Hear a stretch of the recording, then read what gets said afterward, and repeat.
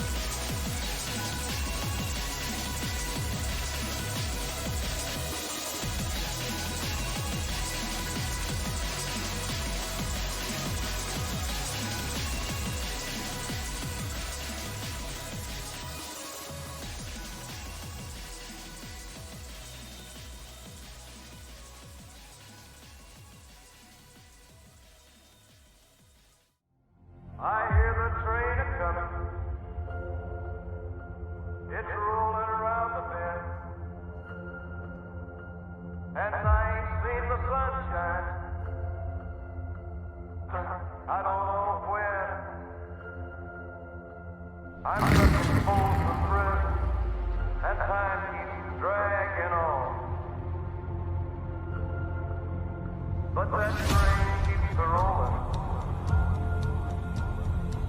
on down to San Antonio. On down to San Antonio. When I was just a baby, my mama told me, son, always be a good boy. Don't ever play with guns.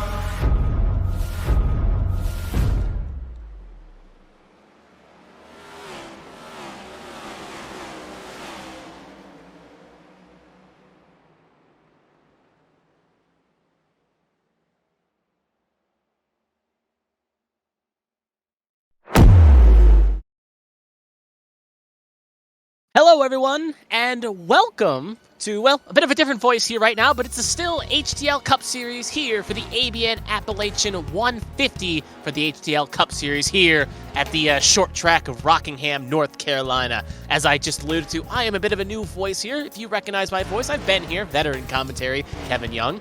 I'm also joined with Kristina Ryan. She is operating the cameras, as I was going to say there, and she'll be writing some great shots around this little oval, little short track we have here tonight. 1 mile to be exact. But yep, Rockingham, United States, North Carolina, Rockingham Speedway for the HTL Cup Series. Yep, if you recognize my voice before, you've seen me, for instance, tomorrow for the HTL Truck Series, Hammer Down Truck Series on Tuesday nights, also going to be at the same Rockingham place. So as you can see at the top left there, practice is about to come to a conclusion here relatively shortly here. Give it about a minute and 50. We are going to get started up with qualifying in just that early of a time. Right now, obviously, we've had a little bit of the lobby shuffles here at the very least, but top of the board right now is John Hagan. He has the fastest car currently at the moment in this session, followed by Brandon Proudfoot, Hunter Peach, and Kevin Gibney Jr. and Pacey Wygent are the top 5 currently at the moment. There's the 64 truck, right? The car there runs a similar scheme in the Truck Series, so Goody's running a very similar scheme. The difference is I don't think it's a Ford in the Truck Series, but there's our fastest car currently on track with about a minute and some change to go. We'll come on board here with the number 8 team. We'll ride aboard with them in question. Get a nice little onboard shot here. Give us a good perspective of what these drivers are going to look at here in Rockingham. It's Chad Swatsworth. You see a few cars already getting loose in front of them. And with being kind of a short track here, it could be a bit of a chaotic situation at the very least. The drivers got to be careful to keep the car out of the walls, make sure they keep the thing pointed in the right direction in order to make sure we see this race reach a good conclusion, as they would say.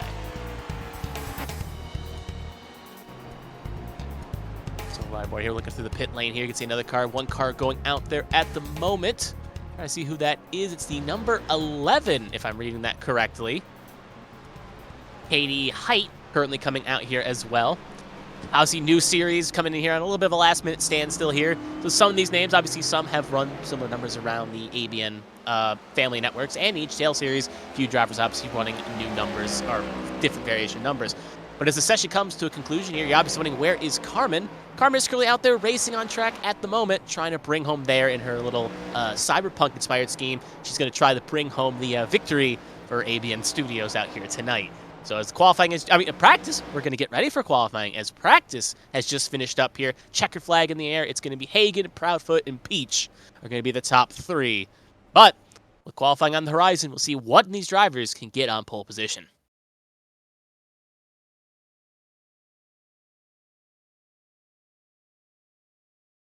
So qualifying is coming up here, and obviously every driver is going to get one attempt here, as we are going to obviously allow every car to come out here and do one lap. So we are going to see a lot of drivers come out here. So we're going to see the list get finalized here. We're going to see who the first driver is going to come out here. Obviously, not 100% myself, so kind of like a lottery. We're going to see who the lucky or maybe sometimes unlucky number 1 is going to be. Again, a lot of drivers here. Obviously, there's a bit of obviously, you see in one-shot qualifying for the Truck Series or in other series is some drivers like to go out early, other drivers like to go out later. And as the session goes on, you always have that nerve start to build up a little bit. You kind of get worried, like, all right, as the session goes on, like, all right, can I beat this time? Well, some other drivers that like to go early, they're just like, all right, let's rip it off like a Band-Aid, and we'll figure out where we are from where we are. So as drivers will begin to load in here and queue up.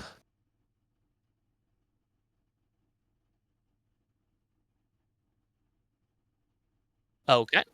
So I am getting through my earpiece right now. We do have a little bit of an order here. It's not entirely random. Again, it's reversed from last week's results. So in that regard, I can actually get the information here pulled up correctly. It would be, if everything is correct, it should be Caleb Eichler, but obviously with drivers like Carmen Sienna and a few others being newer faces, or at the very least making, in her case, a debutant here, it could be a slightly different order. So it looks like obviously we'll have that information knowing that it's reversed from last week's result orders. It probably should be Caleb Eichler, but we'll have to wait and see on that one. But the 16 car is actually not 16 car, but Caleb Eichler driving the vehicle with a number here. A 05 is going to be out here trying to put down some times. Yep. That's actually Caleb Carter, because my reading through the number here board here again, just going through everyone here. Actually, I don't. Yeah, so drivers are still lining up here. Um, as I don't even see a Caleb Eichler in the session here. So if he's not racing, then obviously it will be the next driver up, which we'll have to see here. Is I know William Britton is here. Alyssa Pelty Sharp is also here. Alyssa Pelty Sharp was the next finisher with the number 8 car. So if Eichler is not here, then it would be Sharp next, and William Britton would be the next two coming up to the queue line.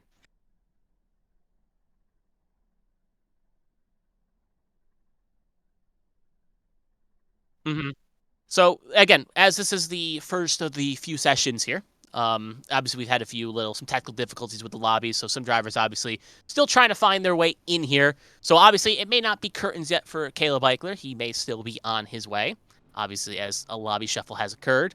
So we'll be holding here just for a little bit here. Obviously that's why we've been given the hour clock here to allow drivers to kind of get in line, get in queue, make sure they're here. And looks like first car, at least coming to the front here, is going to be the 05. Caleb Carter. So it's going to be the 05, the 6, the 7, and the 5 will be the first 4 cars to come out here. So that would be Caleb Carter, and then it's going to be Bren Roberts, and then it's going to be the driver of the 6, which is Tommy Withers. And so that'll be the first 3 right coming up here. So as you'll see those drivers line up down the line here. Second car is currently there at the moment as well. See, there is the 6 pulling up.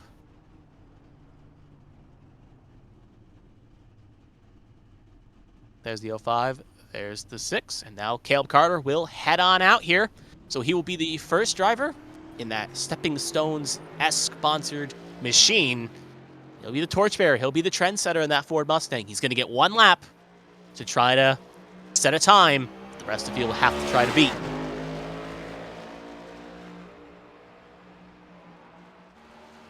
Going to come up high, now getting fully up the speed here. And obviously this is a good kind of chance here. Obviously most drivers, it's not like we've seen other tracks where drivers may run different attempts at lines. Kind of a straightforward line we're going to see. Cars kind of come up, they want to get down low to the apron. Obviously here, Caleb Carter kind of bucking the trend here a little bit. Going to run a bit of a middle groove here. Not going to go fully down here. So we'll see that pays dividends 3 through 4. We'll see if it runs a similar line. Looks like a little lower. Now going to go up the racing surface. Doesn't look as planned here. Looks a little trying to find a line on 1 lap here. Coming across here to the line. First lap in the books. And only lap, it is going to be a 24.63 for the 05. So next car coming out here is going to be Tommy Withers in the 6. And there's Tommy Reynolds next in line as well. So it's going to be the 6 and the 7 coming up next 1-2 here. So Tommy Withers going to finish up 1 lap here as Reynolds has just left pit lane. So going to go lickety-split here. But the 6 running a similar kind of Jeff Burton 99 throwback. Even though that was probably the scheme. Remember winning at New Hampshire with it. But the 6 is going to cross the line. And it's going to be P2 for the 6 car. And it's going to be a 24.71, just 7/10ths off. Now Tommy Reynolds, A-Square Cup Series champion in the number 7 in the Toyota Camry. We'll see what he can do and run a line. After this, it's going to be the 5 car of Bren Roberts. So we'll have to keep an eye on him. So that's next in line. Reynolds is our main focus right now. Again, more drivers seem to be running. They don't want to go super low, pinch the apron. They want to run that middle to kind of high here. As Reynolds comes across the line here, can he jump up to pole position? It's going to be good enough for pole position, a 24.61. So now the rest of the field have to try to beat that number. Speaking of, there's Bren Roberts in a Larson-esque inspired scheme. Going to try to run that number 5 car to get it on pole position. Really flirted with the wall there through 1 and 2. Really cutting it close. We'll see if he elects to get close to that wall again on 3 and 4. Yep, arcs it up. Almost. He does clip it there. That probably going to be an invalidation. As you can see, slowing down here. That is going to be a non-count because of the incident. So 5's not going to count for a lap. Next up, the 19. The 19 of Nathan Lehman. Driving a Chevy here, and that's the Florida Danger. If you looked like Brent Roberts had a kind of a code here, kind of go in the middle, get up high, then get back down. And it seems to work. We've seen the last couple drivers try it. But obviously the risk is if you go too deep, you're going to end up invalidating. Now Brent Roberts is, oh, look how close 19 got to that wall just as well. Didn't look like he touched. Didn't see a puff of smoke there. So I think this lap is still valid at the moment. We'll see if the 19...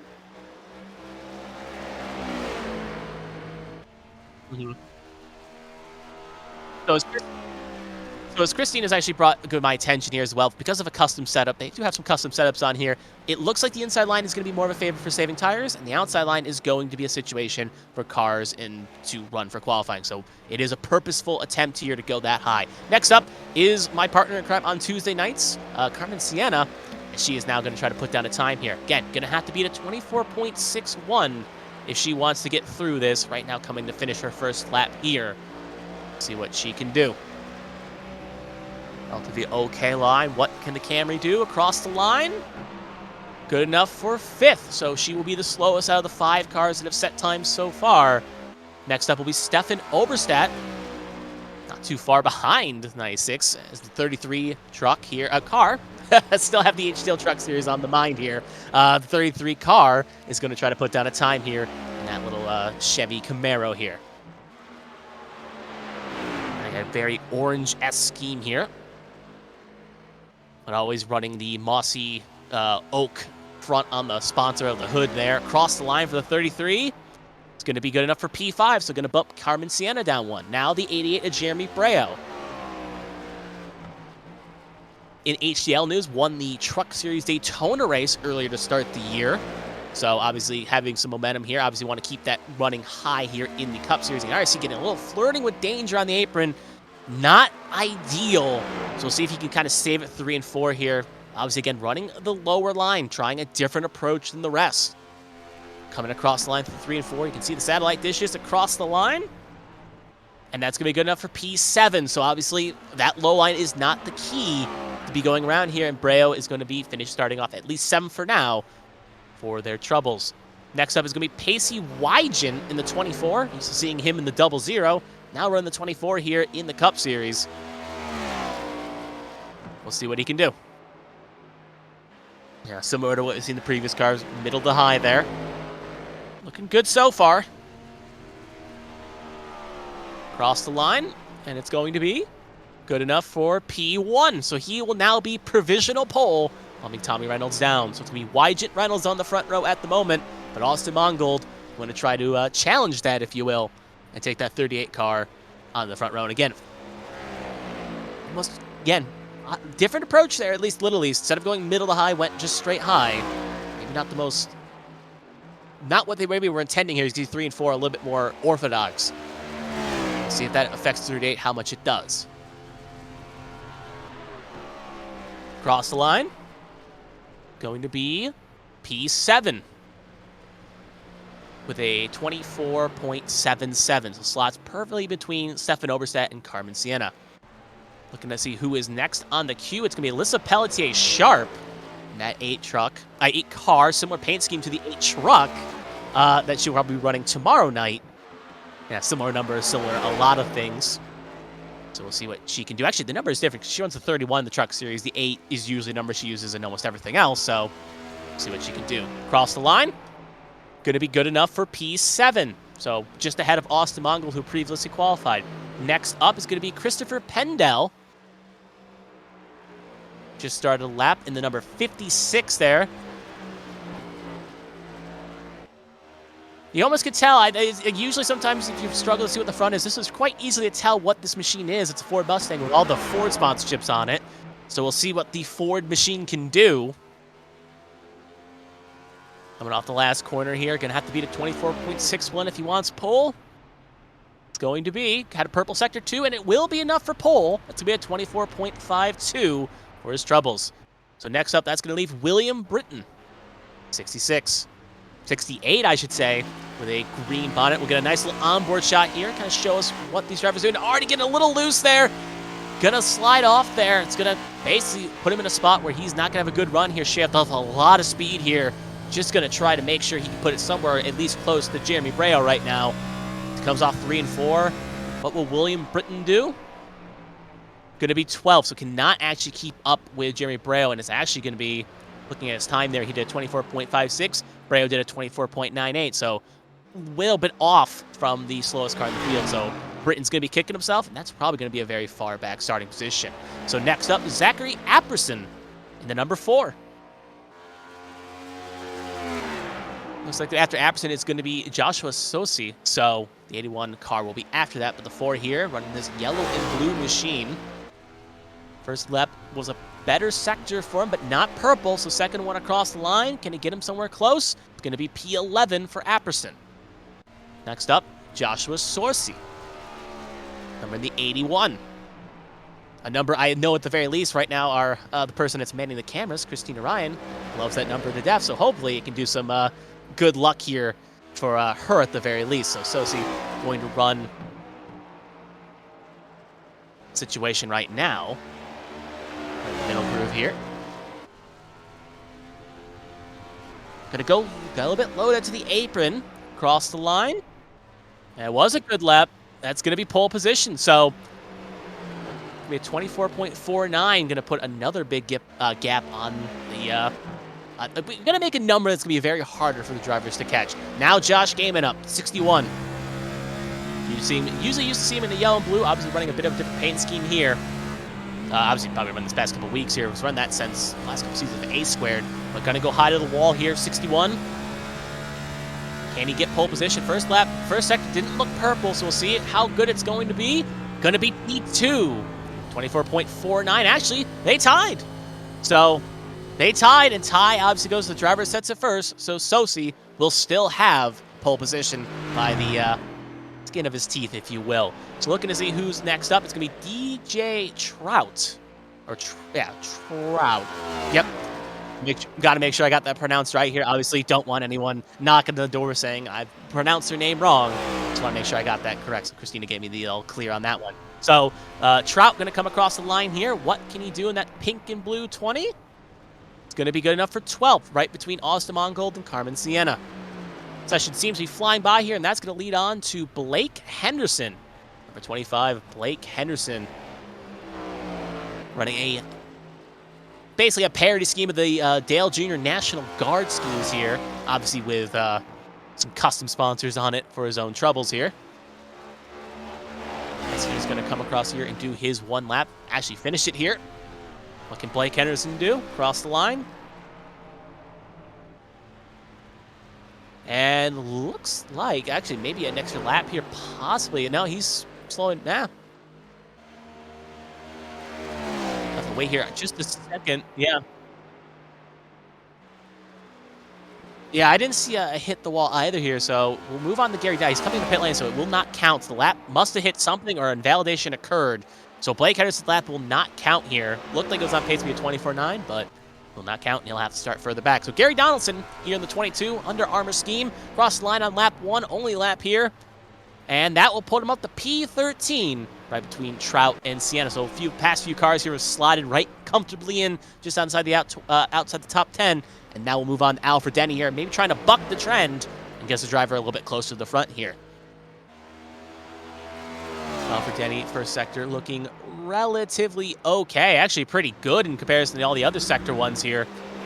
So if he can keep that up, he could have a pole run here. Has to be a 12.06 in sector 2 if he wants to best it. Cross the line.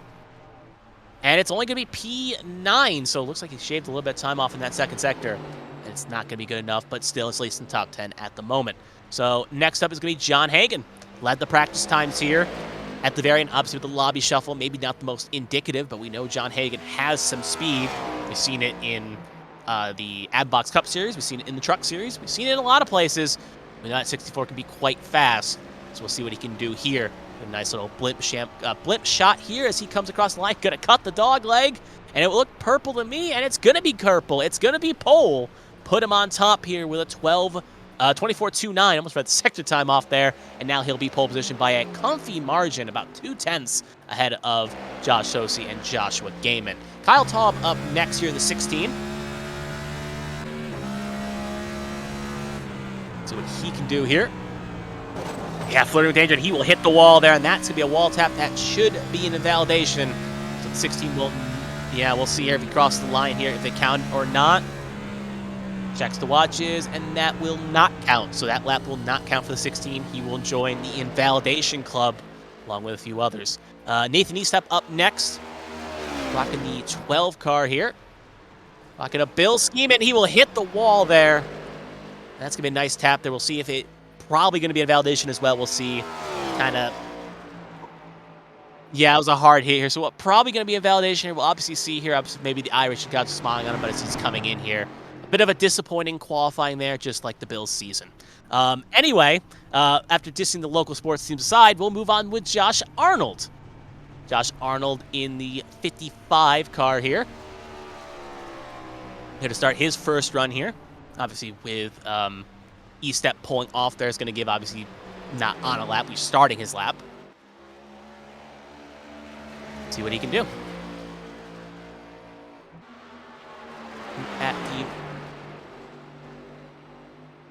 Yeah, he's been showing some great progress. I've heard, at least from seeing some of these broadcasts, he's showing some great progress. He's making charge toward the front, and can he keep that trend going?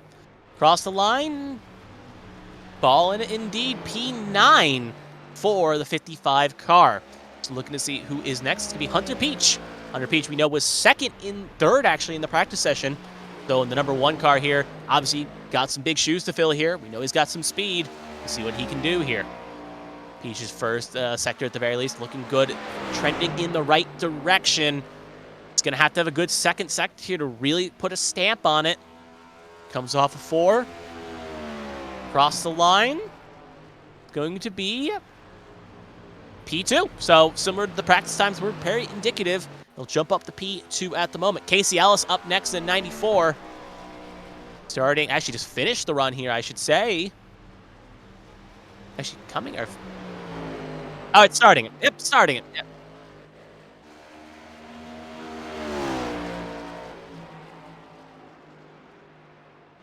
So starting the lap, my mistake. SDK kind of said it, implied it was the first lap, but it's not. This is now the lap that will count. So KCL is going to cross the line in this Ghost Energy machine, and they will slot up to P18.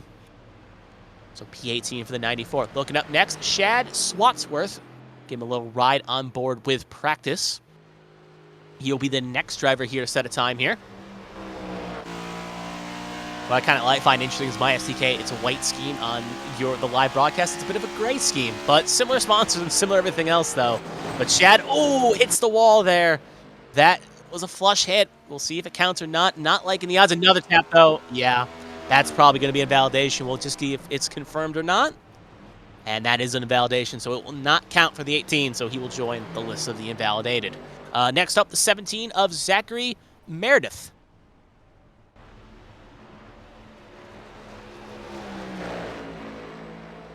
Looking at that paint screen right now makes me want to get some pizza and wings, but obviously having a job to do right now, we'll have to wait on that at the very least, and we'll see what he can do for qualifying right now. Coming to finish his one and only lap here. Can he try? It has to beat a 24.29 if he wants pole. Going to cut the dog leg, and it's going to be good enough for 14th. So that's going to lead on to nextly and nicely to Ruby Estes. Rocking the 91 scheme here. Orange in black. The Neko Ween sponsorship on the front of the hood there. Halloween, obviously, maybe a very Halloween-esque scheme here I know at least I have a few seasonal schemes in this car. Obviously, this may not be seasonal. But anyway, crossing the line, the 91 is going to be good enough for P19. So right in between Casey Elves and Gary Donaldson. Next up, Mark Parkhurst, just starting his first run here. Similar, we've seen two similar paint schemes on the field at the very least. I was running a pink 90 AutoNation scheme here. Obviously, you may know him from the Truck Series. You've seen him, obviously, ran a lot of the Truck Series races so far here. Obviously, he's a pretty strong contender there. I think he won Homestead Miami. But anyway, coming across the line here, the 90 going to finish up his one and only lap. It was purple in the second sector, but not going to be enough. First sector let him down just enough, and it's going to be P3 for the 90 machine. But still, at least second row at the very least. Now cutting to Bobby Blowers. Bobby Blowers obviously won at Atlanta in the HTL Cup Series, trying to make it a second win this season. And also, you also can see him as well as the HTL Truck Series, as he's a very strong truck there as well. Coming across the last corner here to finish his first flying lap. And looks like it will count, and it's going to be good enough for 7th. 24.55, just between Christopher Pendell and Pacey Wygent. Looking to see who's next. It's Ellis Flores in the 99. Some more A-Cent sponsorship here. Obviously, it is green, though. Usually the A-Cent machines, I know, in the Truck Series are blue. But obviously a bit of a different coat of paint on it. Kristina brought up a good point here. Different drivers run different colors, so obviously green is the color of Elias Flores. And as he crosses the line, it's going to be good enough for a P8. So that 99 going to be between Blowers and Wygent. But check another driver off the list, leading perfectly to Eli Sasek, who, speaking of the other color, we'll see the blue scheme you'll see on a truck in the HTL Truck Series, and right here as well in the Cup Series, number 9. As he starts trying to finish up his lap here, looking to see who's left. We still have a handful of drivers left here, as the session just seems to be ticking away here. As the 9 going to come off the corner here, get a good exit, looking to see if he can get pole. I don't like the odds as a pole lap, but we'll see if I'm proven wrong. And it's going to be good enough for P4. So prediction was right. It was not a pole lap, but still, second row of the grid. Can't shake a finger at that. At the very least, we'll see if it holds. Looking next up, Ryan Moutre in the 44. Now, if you can see the RCR Kyle Busch-inspired scheme here at the very least here in the 44. We'll see what he can do. After this, it's going to be Callie Height in the 3. So there'll be this driver want to be up. And oh, look at that exit there. Going to cut the grass just a bit. Looks like he did save it. It will still count. He will not be the slowest. He'll be P28, just ahead of William Britton. And look at the times. Was on a good flap there, but obviously that little last up's going to cost him. But at the very least, going to be ahead of the Invalidators. Next up, Callie Height in the 3. Look at not try to follow the same trend that happened.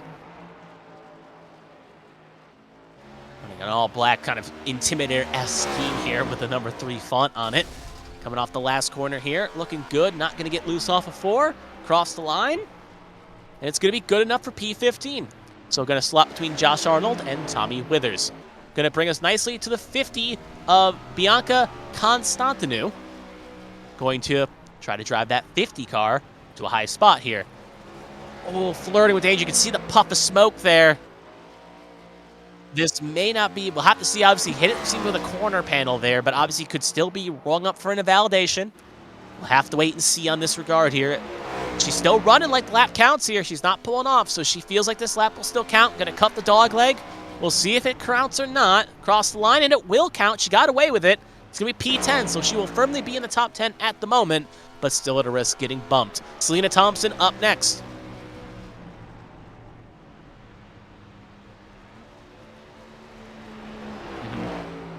Selena Thompson up next, obviously with hearing some things with drivers winning last week. Obviously, or maybe a bit different than what we're seeing. Obviously, who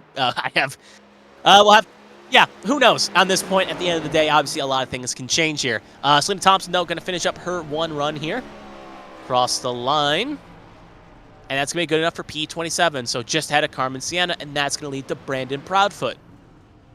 There you can see a little queue line of who is next. There's Kelly Height, but a few cars are already in line. And 31 already just clipped the wall there in the Sewer Bros machine. don't like the odds. Looked a lot more flush than Konstantinu's was. So obviously there is a risk here. This may not count. But again, keeping the foot in it like it still does.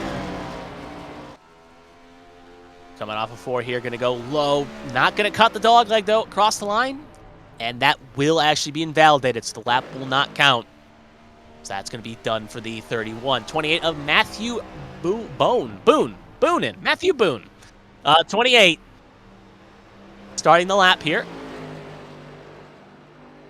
Very icy Monster Energy scheme here. Again, running a similar line we saw Jeremy Brayo, running low here. Not what we've seen most of the drivers do in qualifying, and getting a Lewis off of 4. I don't like the odds. This is going to be fast. And, well, I was proven way wrong there. P4, so you went and bucked the trend there, especially 3 and 4. It made it work. Going to be in right now, row number 2. Callie Height, last week's winner, going to be sliding up here.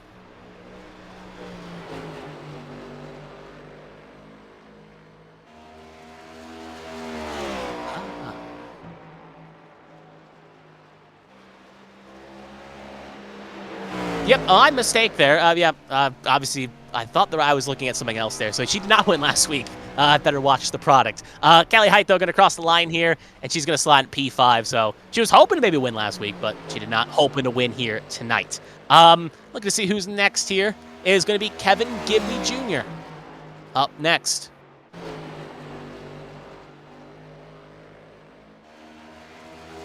There's Gibney going to come here running a 01 Duncan scheme. Got some sprinkles on that car. Can those sprinkles add some speed here as he comes off of 4? Will it slot into the field? 32nd. So that would be P32 for the 01 machines. Looks like the speed added a little, these sprinkles added a little bit of drag at the very least. And that will lead us firmly to the last car here, Angel Santiago.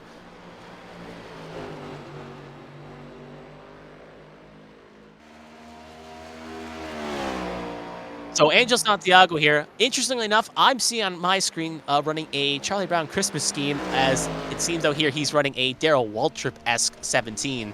The expired scheme out with a 13. So anyway though, Angel Santiago going to cross the line here, and it's going to be P33, and that's all 36 cars, well, setting laps, including the cars that got invalidated. So that's every car setting a lap time here, and it's going to be John Hagen.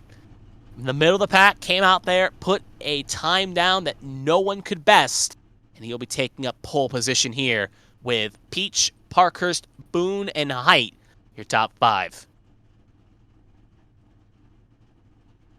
Not technically the race winner yet, though, but obviously a good indicator of what he'd want to see at the end of this race here, so a little bit of a misprint there, as obviously that we'll just kind of wait it out here for the race to start there. There's a good little top 5 to show how close it was between the cars in question. But yeah, Hagen, great lap there, was able to make it work, and he will take pole position. Now, question is, it's Ford, Chevy, Ford, Toyota, so 3 Fords in the top 5. That will be the end of the qualifying session here, and we will get a 5-minute warm-up, and then we'll be ready to get the 200 laps underway.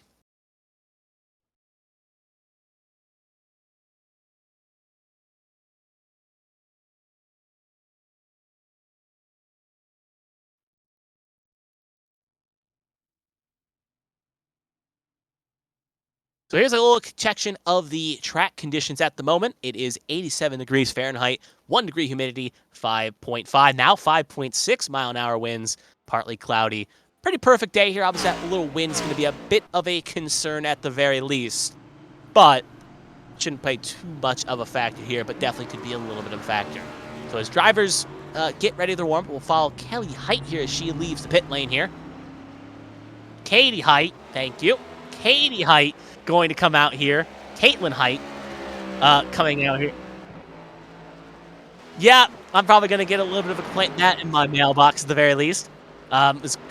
Kristina's pulled it in my ear here. Yeah, hopefully it's not too of a violent message. Well, there's the 18. Trying to find the old victory lane in the grass. But, yeah, he'll now tow back the pit lane, and he'll just treat it like nothing's went wrong there. So, yeah, warm-up is starting here. There's the 31. As times will obviously fall here, drivers will use this opportunity to use the last swing. The big pile up off at 3 there. Most will tow back out of the way here. Hopefully, again, I'm expecting this to be a good, fun race here. It should be enjoyable to watch. Keep the optimism, as they would say. There's the 22. We'll actually ride on board with the 22. Give us a good perspective here of what to see and what to feel as he goes around for a lap here.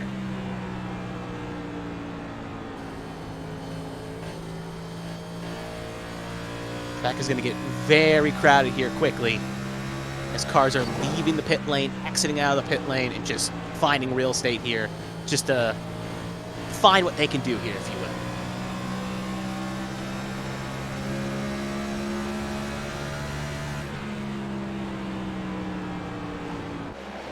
will. Ooh, right there. Big hit from the 22 there. Big puff of smoke. Another car getting loose there. That was the Apperson. Not Apples. Apperson. Going to, again, learning some new names on the fly here. Just looking over. Have to check my directory here. Obviously, next week, if still here, this should easily be a lot more drilled in. But there's Apperson. We'll now follow on board here with the 21 of Alfred Denny. To put down a time here. Right now, top of the board with over half the warm-up gone here is Hunter Peach heading the board with Boone, Montre, Reynolds, and Wygett your top 5.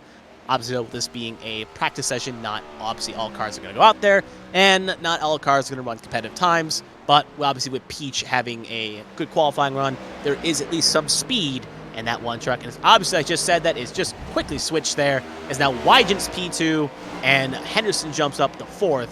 So a bit of a shuffle already. And now Swatsworth jumps up to 4th. So you just see right there at the top of your screen. So drivers obviously finding spots, finding situations, and will obviously make moves. We're on board here on the onboard. Now take the camera shot here. I believe the 18 car, as I saw the Interstate battery on the hood, with Shad Swatsworth. With Katie Height obviously taking the mirrors of Shad Swatsworth here. Filling up those mirrors, obviously putting a bit of pressure, but obviously with warmth here, not the most indicative, but obviously you got to deal with that pressure, especially on a track like this where tempers will flare and things will heat up quite quickly.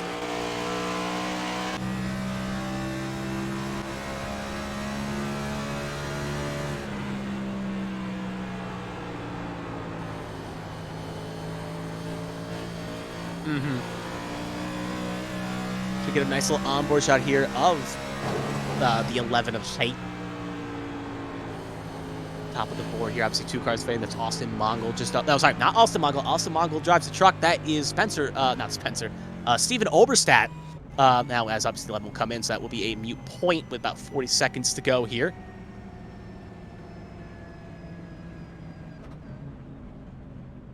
And he'll she will come back in the pit lane here and pull in the box. I don't think she will attempt another lap here. And now we'll ride with Alfred Denny in the 21. Nice little wide shot here. Should get one more lap if he chooses. If he so takes it, will he take this attempt to maybe take a quick pit road entry and exit practice? We'll find out here. But it looks like he will keep it going. So obviously, as we see in the comments, people wondering who is commentating here, it is me, Kevin Young. I do the Tuesdays for HTL Truck Series. Obviously, with Carmen Sienna running here tonight, I was tasked to fill in, and that's why I'm here tonight. And obviously, Kristina Ryan, obviously a little bit under the weather, but she is manning the cameras, and she's doing a great job, and also filling in some information for me to help make this a smoother broadcast. But checkered flag in the air. Bobby Blowers will take the top of the practice session here with Peach, Pendel, Height, and Reynolds, your top 5. But that's going to lead us nicely into the race. 200 laps awaits us here in Rockingham, North Carolina.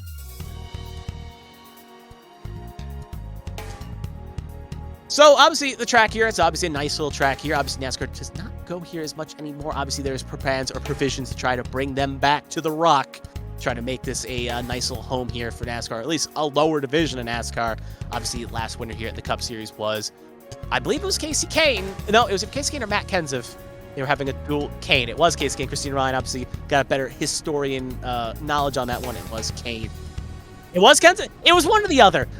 When the race ends, go watch that race. It was a great race. Those two had a great duel here. Obviously, if you remember from the old NASCAR Thunder days on PS2, Dreamcast, what have you. This was the penultimate race and the second race for on that schedule. So you got a lot of, you would obviously have a less than good car when you raced here in Rockingham for the first time around. And then when you hopefully got to the end of the season, you had a pretty good car to try to take into the field. So anyway, we'll now talk about, instead of old NASCAR history, we'll talk about the starting grid. So John Hagan, Hunter Peach make up the front row there. Hagan will take a pole position for his troubles. Next up, Mark Parkhurst and Matthew Boone in row 2. Hang on. Caitlin Height and Eli Saskic in row 3. Joshua Saucy and Joshua Gaiman, both Joshuas, will make up row 4. Christopher Pendell and Bobby Blowers in row 5. Eli Flores and Bianca Constantinou in row 6. Pacey Wygant and Tommy Reynolds in row 7. Caleb Carter and Nathan Lehman in row 8. Josh Arnold and Callie Height in row 9. Tommy Withers and Alfred Denny in row 10. Stefan Oberstadt and Zachary Meredith in row 11. Lily Pelletier-Sharp and Austin Mongold in row 12. DJ Trout and Gary Donaldson in row 13. Ruby Estes and Casey Ellis in row 14. Selena Thompson and Carmen Sienna in row 15. Zachary Apperson and Kevin Gibney Jr. in row 16.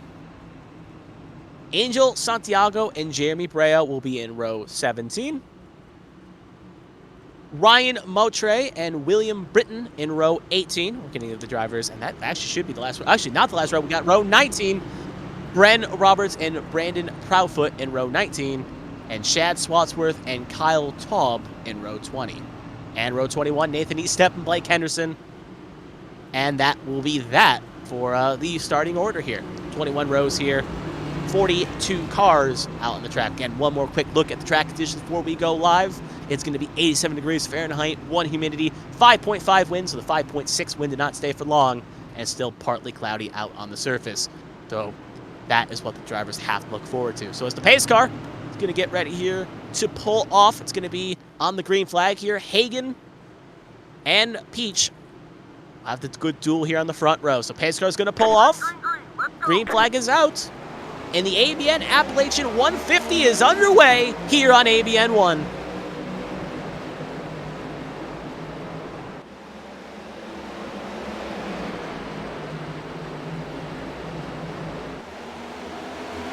Oh, so you have a little bit of chaos in the back there. The 05 was involved. See the car right there on the bottom? That was Caleb Carter who was involved there. It looks like another car may have been involved here, but he gets the main lick of it. But right now, John Hagan back up front will lead lap number 1, and we stay green, at least for the moment. And you can already see drivers trying to make moves up there in that second pack there. I think it was right there in the middle pack there. I got to scroll back up my timing board here. See Caitlin Height and Matthew Boone fighting there for 4th position. You can see right there, obviously, the 11 having a bit of a Denny Hamlin-esque inspired scheme. At least, at the very least, going to have to slot back into 5th, so Boone will hold on here. One of the biggest losers off the start there. Oh, car going up the right. That's the Ford machine of Christopher Pendell. Locked up the brakes there, still struggling a bit there. Puff of smoke. Great save, though, as he'll keep it clean. Obviously, it looked like it was a bit of a danger zone. Used, as I say, 8 tires better than 4.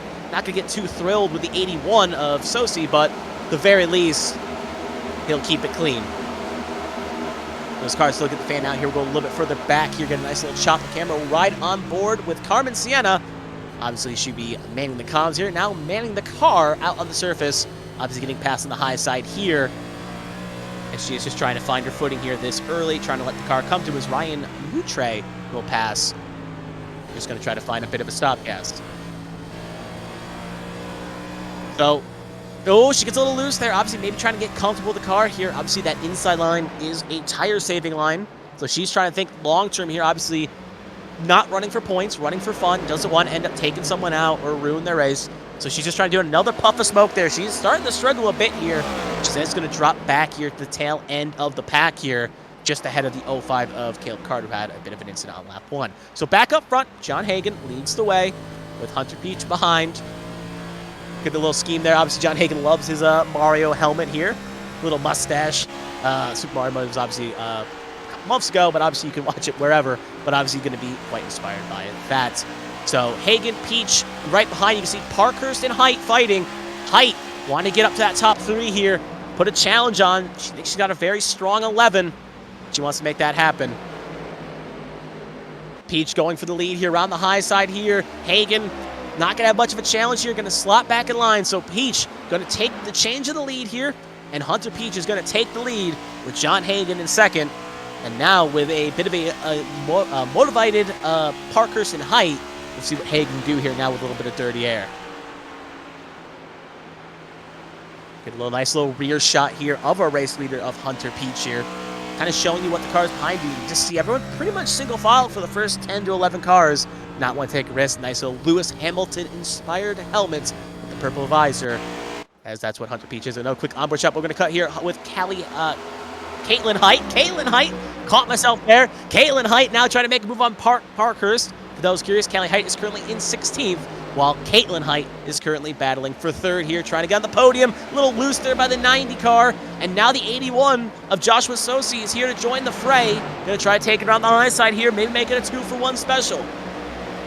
Not going to get the best run, though, but still going to be side-by-side with the 11. Obviously, the 90 going to cut off the line of Sosi. And they'll still be side-by-side here just for fourth position. 90 going to go just a bit lower. You're going to cut off the 11. Kind of playing two lanes here at the very least. Kind of picking battle there. Now it looks like Sosi's going to win the fight here. At least going to go deep here. Height going to try to drive it back off on the low side. Still side-by-side. But Sosi looks like he'll get clear. And yep, Joshua Sosi will now be up to fourth. So put the 81 USPS machine in fourth and Caitlin Height in fifth. There's Hunter Peach again, still being the way here. Obviously, tire saving is a bit of a key here. You don't want to burn your stuff too early and start sinking through the field. With such a strong field here, you don't want to end up being in a spot where you end up falling pretty much farther back. Looking a little bit through the field here, Joshua Gabin looks like may have had an incident of some sorts here, way off the pace here, way back. May have had a slide-up incident. Obviously, was a little bit farther back here. Obviously, when last time we checked back there, it was Carmen Sienna and Caleb Carter. Now with Josh Gabin a little bit off the way, looking to try to get back in the momentum here, try to get that 61 back up. But yeah, seems to be struggling at the moment here. Just maybe trying to hope for a quick caution and see what they can fix it. There was the 96 for a second of Carmen Sienna, and now we'll follow board with the 57. The 50 of Constantinu, thank you. In ninth place, currently behind Eli Sasic, and under challenge from Bobby Blowers. Nice little pack battle happening here just out inside the top 10. You can see in the mirrors right there, Bobby Blowers under pressure there with Tommy Reynolds. Tommy Reynolds not able to get a move there, but was on the inside at the very least. Now Reynolds under pressure for 11th as well. As you see a nice little shot there. You can see that Elias Flores going to try to make a move there. Oh, puff of smoke up front. And Constantinu got loose just ahead of this little battle we were watching here with Bobby Blowers. And that's going to check everything up here just a bit. And now back up to Caitlin Height here, as she's kind of enjoying the fray. There you can see Boone and Pendel fighting for sixth position here at the very least. So multiple battles beginning to throw up here in the top half of the field, top 10 here. Still raging on here. Now the 90 under pressure here of Mark Parkhurst with Sosi and Height ready to join the fray here and challenge. But it looks like the 90 is still holding off all comers here. But it's a what have you done for me now situation with Parkhurst kind of losing touch to the top two. They think that a change is necessary for the third car in line.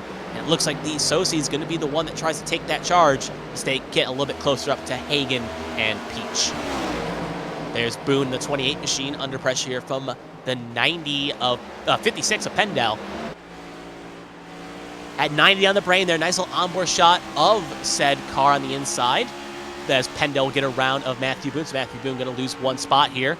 But obviously not the worst thing that happened. Obviously on the lower side here, trying to save those tires, not be on the aggression. You can see on that high side, big battling happening right there. Parker's still trying to hang on. Sosi looks like he could be in a spot to clear here. As Parker's is on the run off line here, but still been pinned up. And yep, Sosi's just ahead of us.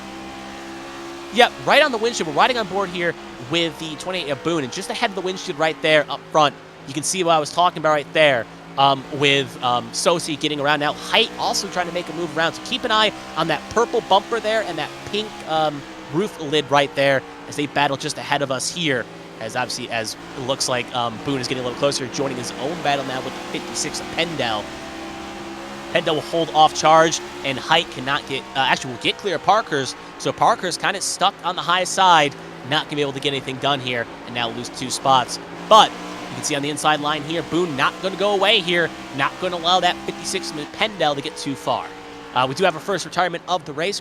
Joshua Gaiman is going to pull it behind the wall here, so it is curtains for the 61, and he'll join the retirement list at the very least. Right there, Boone, not a good line there. Going to check back up to the high side. It looks like had a bit of a interesting situation with Boone as the camera looks like it's swooped out here. So we'll cut out for Denny. Yeah, stay in the race here.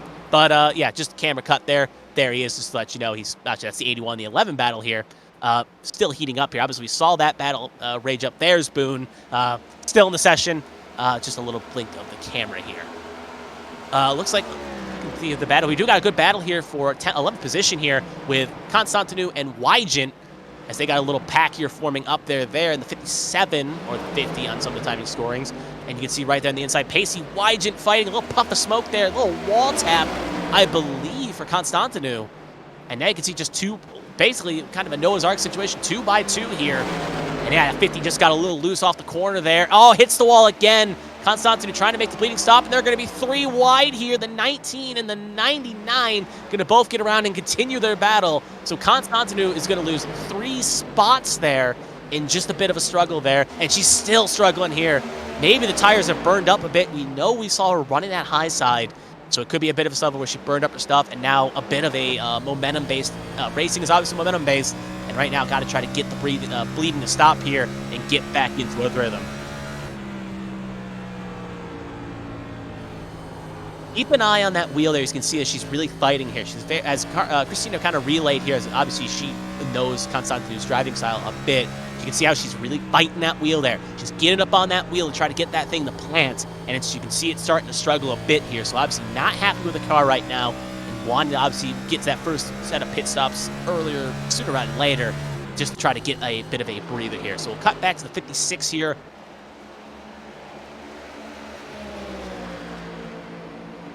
Hearing on some radio here, Pendel may have been the reason. As you can see a little dent on the hood there too. Looked like, we'll see if we get another shot here as it pens around here. Looks a little damage on the front nose of the bumper, but at least from hearing from the rumor mill, why Gaiman decided to take behind the wall may have been a bit of contact with the said 56 machine. And in turn, obviously gave Gaiman at least 12 seconds of damage. There is a fire suit of the 56, and now we'll get a nice little hood shot here. So obviously Pendel and Gaiman may have a bit of words at the end of this race. Hopefully they can at least keep it civil. So we'll cut a little bit further back here, trying to see exactly who we are, right? Height, thank you. Katie Height. P3 at the moment. Kristina, good little eye there. Obviously not recognized the hood there for a second, as a lot of cars have white hoods. Hey, Kristina painted the car, so obviously she had a quick eye for that. It obviously took a second for me at the Pictionary booth to identify what exactly that is. But yep, currently P3, nice little Pendel shot will follow here, just kind of whole angle here to see what exactly is going on. But holding down P3 at the moment. No challengers up front, no challengers behind. It's a bit of a boarding situation, but at the very least, very calming. But as I say that, she's caught John Hagen, so maybe spoke too soon. She wants to put a bit of a race on, a little bit tired of running around here. John Hagen obviously losing touch here at the Peach. Is it all part of the plan, trying to save some tire, or is he kind of lost some time here? Only time will tell on that front, but Hagen starting to lose a little touch. Could fall down to P3 if he's not careful here, if the 11 car can catch up. Machine obviously holding nice and middle, and obviously big slide by John Hagen. That's going to allow Kelly Height to get a good charge on the high side here. They are side by side. Kelly Height obviously going to try to rip and ride it. 81 is going to follow suit on the high side here. Katie Height going to get the spot clear, so put the 11 of Caitlin Height, or Katie Height, up to second. John Hagen going to lose 2 spots here. So the blue light special not in regard for him, as he's going to end up losing possibly 2 here. So Height and Sosi both on the high move here, but Hagen looks like he's actually going to come clear of the 81, so Hagen will at least keep it calm for now, and that slot will slot down there to keep the spot, as we'll now ride on board with the 81 of Joshua Sosi here. Give us a nice little shot here of what he's seeing out his windshield. Obviously, if we were riding passenger side, but still good indicative there as we see what's going on here. Oh, again, another mistake there by Hagen. Hagen, I think he may have burned up his stuff just a bit here.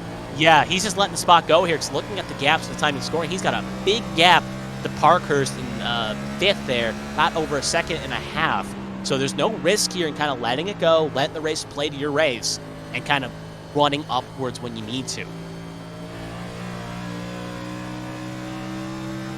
So we're on lap 31 right now. Obviously, as Kristina's brought into my attention, is that Carmen Sandiego is going to go a lap down here. Obviously, not the race for form here that she was hoping to have, but I think she'll feel a little more strong at Michigan and Daytona at the very least. As I remember from seeing one of the open events we had for Daytona, she was quite strong at that. So obviously, not the best opening race here, but obviously still a long race to go. She could easily recover being the first car one down. Caution were to come out. She get her lap back. So anyway, Hunter Peach though, up front here at the moment. Obviously, as I kind of got derailed there for a second there is a stage break going to happen in the future here. We'll find out soon when that is. As lap 32 here, obviously the stage break could be maybe 50. We'll have to keep an eye on lap 50 at the moment here, as that was not. Oh, never mind. That looks like it was a caution. The 50 Constantinu is very slow here, so it is going to be a caution as Peach is going to catch here. So the 50 had an incident, so that was not the stage caution. Depending on where the lap is, if it's 50, obviously I think we'll see. But Constantinu will bring out the first caution of the night. Let's take a look to see what exactly happened to this Hellman's machine here. Already going a bit slower. You already saw she was struggling. Oh, it just kicked out on her own. Almost has it saved, then starts coming up the racing surface. Luckily, she keeps it locked down on the low side, so she doesn't take any else with her. So just a self spin, doesn't hit anything, but obviously going to take a frustrating situation for Constantinu and make it a bit worse, as now she's obviously in a bit of a just a mental reprieve here. But luckily, this caution should give her a chance to now get an onboard shot. You can just see how much she's fighting it back, forth, back, forth. Great to keep it off the wall there, and great to keep it from coming up to the road there as well. A less experienced driver could have sent it up the race surface and took out 3 to 4 cars, but luckily she has the veteran know-how to keep that thing locked down and not hit anything.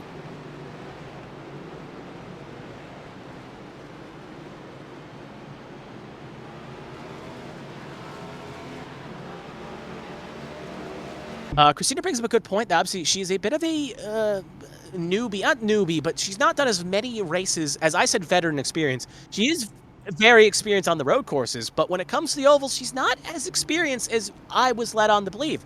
So obviously, great car control there at the very least to keep it off the wall, and obviously kind of struggling here tonight when she's usually relatively okay. So obviously, we'll see though. Obviously, first caution tonight, she'll get some fresh tires on it. She can take this as a learning experience, and obviously with it being 200 laps, a lot of things can change here. But first good green flag run there. Car's going to run off pit lane here. It's going to be a race off the line, and it's going to be Katie Height there taking position. Actually, I was going to say she takes it. Carmen Sandiego stayed out when she got a lap back. Obviously, she may pit here.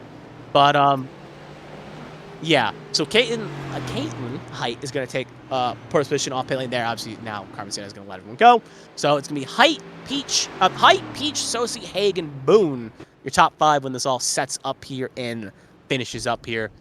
Take a quick look replay. You can just see the virtual crews going to work. Obviously, they're not on the wall, but you can see them lifting the car up and making this happen. You can just see she'll time this perfectly here. Slot up and away she goes. Great acceleration there, and she will take the first one off pit lane here. Looking at her time there, she had a 15:10, which was not the fastest of the top 5. That was actually John Hagen with a 14.63, but looking at her pit lane time, she had a 46.27 for her troubles, while Hunt Peach had a 48.78, 47.12 for Josh Sosi, a 47.82 for Hagen, and a 47.3 for Boone. So obviously having a pit lane time like that and a pretty good pit stop, that's going to get you the lead of this race. And now it's going to allow Katie Height a chance to see what she can do with some clean air and run it. She was one of those drivers on the move at the start of this race here. And now with that clean track, we'll see what she can do. And now with Hunter Peach, first time he'll be back in traffic since passing John Hagen. We'll see what he can do on this restart here. Speaking of biggest movers here, looking to see who the biggest movers of the race are so far. It is Nathan Estep up 25 spots from where he started. He'll be one of the biggest movers, joined in tow by Brandon Proudfoot and Kyle Taub, up both 20 spots in regards. There is the little pack there of Nathan Estep in the Bills scheme, and the 31 of Brandon Proudfoot being the second one. There he is. So hoping to have a second half resurgence like the Bills. So diss the Bills, and now gave him a bit of a compliment as well. So Field will get bunched up here to, even Stevens, if you will. Giveth and taketh away. Anyway, Field will get bunched up here for the green flag coming up here. We'll see how this all plays out here in this regard. So pace car, obviously, used to seeing a pace truck. Probably we'll see maybe a pace truck tomorrow, but at the very least, it will be a pace car here tonight And it's going to be on Caitlin's Height's control here when the pace car comes on in. So it's going to be Height, Peach, Sosi, Hagen, Boone, Blowers, Wygant, Reynolds, Lehman, Parkhurst, your top 10. That'll be the first 5 rows here. Okay, good first 37-lap run here. Hope we can get another good flag run here as well. Pace car is going to pull off here. Take the lonesome road down pit lane. Green flag is out. Green flag, let's go. And away we go. Great launch by the 11. Hunter Peach a little bit on the slower on the gun there. Could be under pressure from the 81.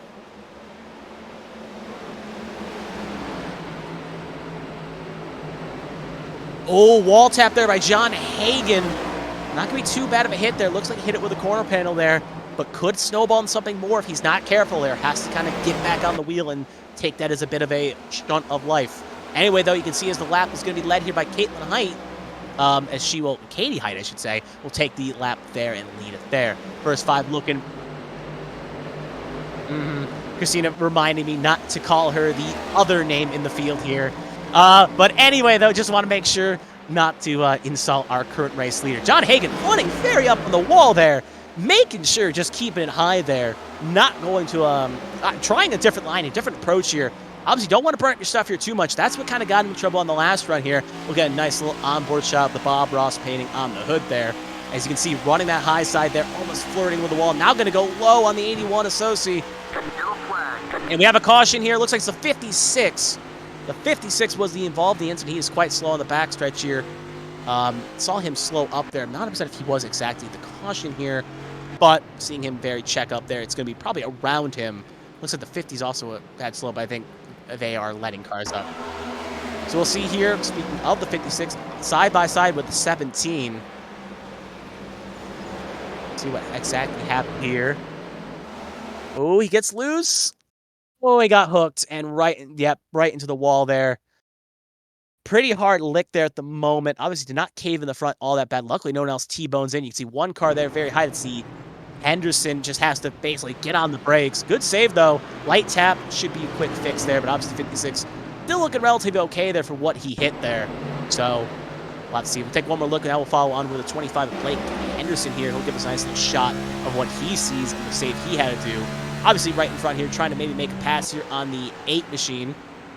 Going to go high here of Sharp, not going to get it done. And at this point, he's like, all right, everything's good. And now, all right, there's a wreck in front of me. What are we going to do here? Going to go high. Here comes the 56, and he'll make it through.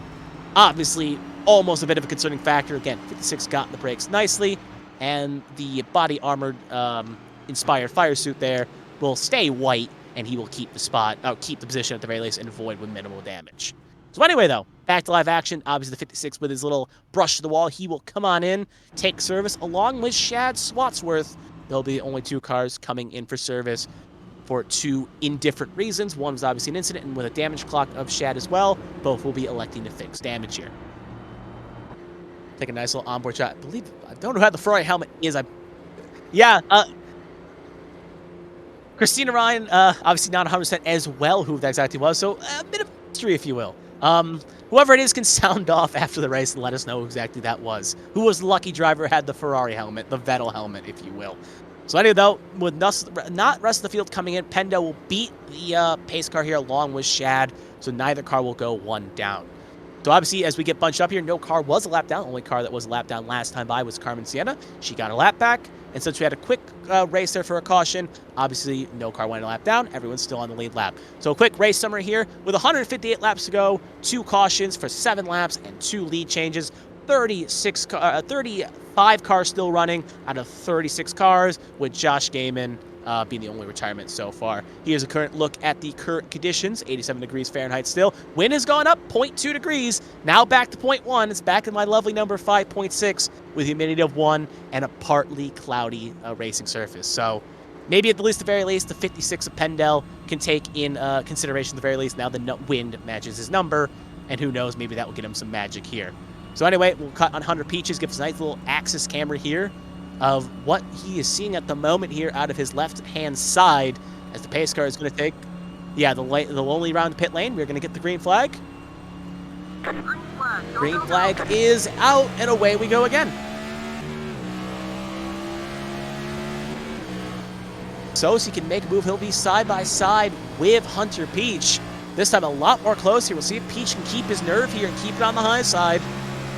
You see Hagen obviously getting a little squirrely behind his mirror there. We do have a bit of a wreck in the back here. It's the 3 at Callie height. She's a bit slow. No yellow, though, for whatever it was, but you can see that car is pretty damaged at the very least. But we stay green. We don't stay clean, but we stay green. Callie height obviously going to try to tough it out here. Even that car looks damaged. She doesn't want to go lap down here just in case more chaos occurs. So John Hagen here going to try to get the run on Hunter Peach. Wants back his second position that he had. See Peach going very high. Going to cut off John Hagen's line here. Hagen going the middle here. And Callie Height, not Callie Height, Caitlin Height likes seeing that up front here. Seeing this battling in her mirror. Likes seeing this because it's giving her a chance of reprieve. They fight behind and allows her the chance to run away. With Hunter Peach, slides right in front here. You can see John Hagen not going to take that line down. Going to try to get the run here. The 11 machine going to cut that off. Not going to allow Hagen to really kind of lunge forward there. And he's still going to be side by side with Hunter Peach, though, as they come to lap 47. Now going to kind of let off here and just kind of hold station here. Now Hunter Peach, though, is like, thank you very much. Now I'm going to challenge you for helping me out there. But, yeah, Peach did brush the wall there just lightly. But you can see that one's got a rocket on the back of it right now. I'm going to try to take it. We have a caution. It was the 7 machine that was involved with Tommy Reynolds. He is very stationary. It's a big car park on the back here. There's a 96. Yeah, the 96, and not Carmen Sienna, the other 96 here, also involved as well. That's, yeah, E-Step there, and the 12 also involved. Multiple cars involved here. We'll see what has happened to Tommy Reynolds here, the 96 machine here. Just ahead of Boone. Oh, got loose on his own and just got a tap there from Boone, and it sends him to the inside wall. And then obviously Boone up high, right into the 55, the 90. 2 good cars there taking some damage there. And look at that. Car going low there. You can see, though, the 17 that was going to cut right in front of that green car there of Flores. So Flores, reigning champ involved, as Kristina was very let me know, but you can see multiple cars there involved there at the very least.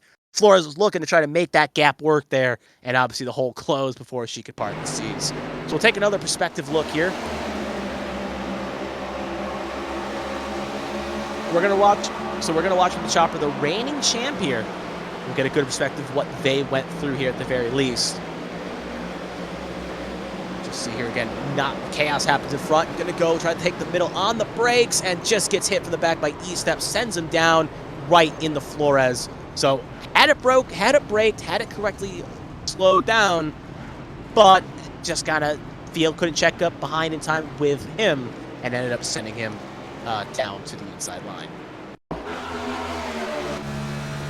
We'll take one more perspective here, and we'll follow the 28 of Boone here, the other major car involved here. You can see Reynolds in front, and nowhere to go. He gets checked up, and at that point tried to go low and got stuck, and now going high. And at this point he's a passenger, and all in all, ended up getting maybe, out of the cars involved, probably the best of it, even though it looked like it was on a pace to be bad. But at the end of the day, Boone will make it through relatively unscathed. Obviously some damage, and probably has to get that fixed, but at the very least, could have been a lot worse in that regard. So cars that elected to come down here as we see them leaving the pit right now. Matthew Boone, Gary Donaldson, Tommy Reynolds, Chad Slotsworth, Zachary Meredith, obviously our reigning champion, Josh Arnold, and Carmen Sienna elects to come in and top off as well. Major drivers that elected to come in here. Kelly Height also did not actually come in, even though with the damage she had, I think she would have came in, but she'll tough it out. Obviously, she doesn't think.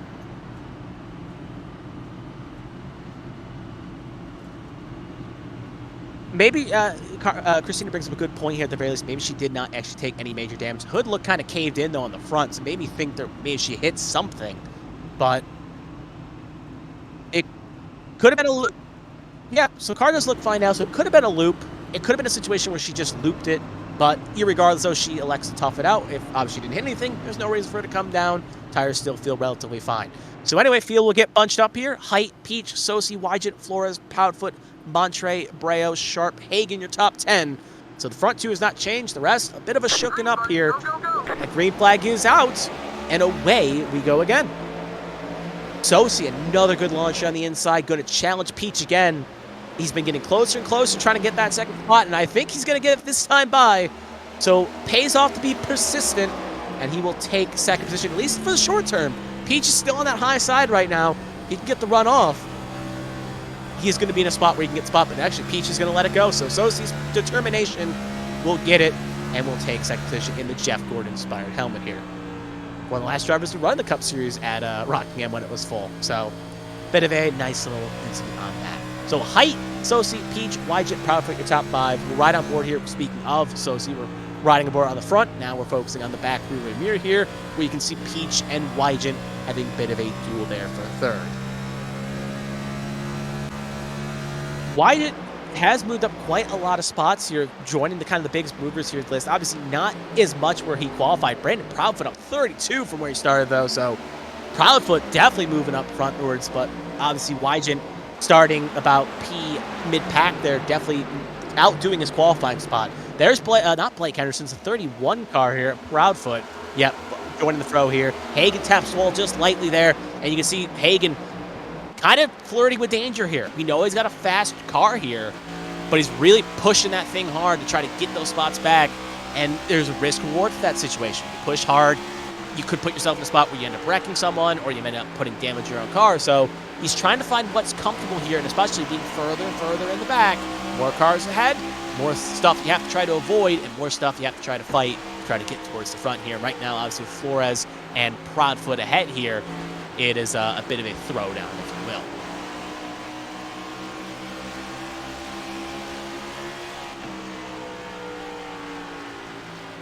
It was, one car did travel down pit lane at the very least. Caleb Carter, just for those viewers at home there, looks like it was, trying to see exactly through the timing scoring here. Looks like he entered the pit lane as his own. Was battling a little bit further back, so it may have been just a minor mistake there at the very least. So nothing, no, I'm not trying to insult him, but nothing went top 10 at the time of the incident in question. So Apperson and Sharp fighting here a little bit further back. It's just outside the top 10. Actually is the top 10, as that is top 10 Alyssa Pelletier. Sharp under challenge here from Sasek and Apperson. And Apperson says, I'll take that. Now he will put himself in the top 10. Sharp will fall down to 11th. And Eli Sasek ready to join in as they get close there. Both will drive up the wall there and hit it.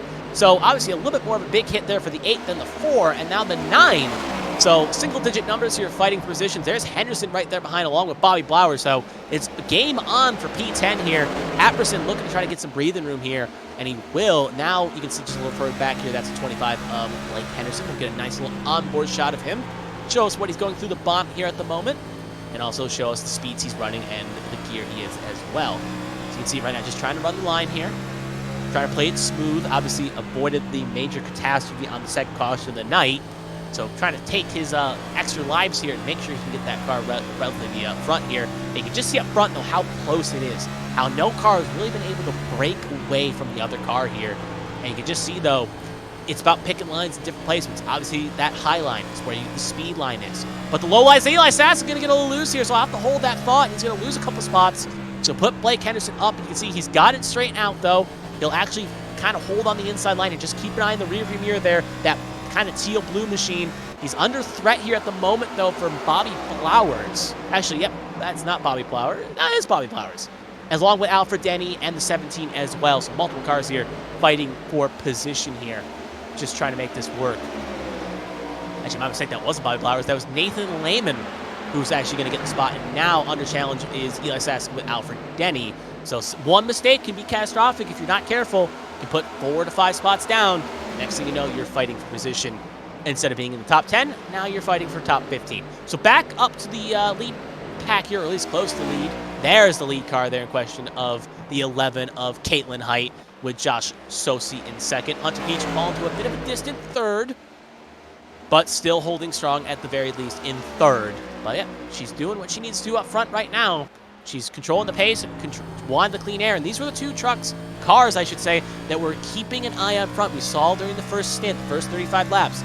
They were kind of moving methodically forward, if you will. And they were charging upwards to the front, and now they're 1-2 on the track. So they definitely have good conservation skills, or at the very least, know how to get to the front here.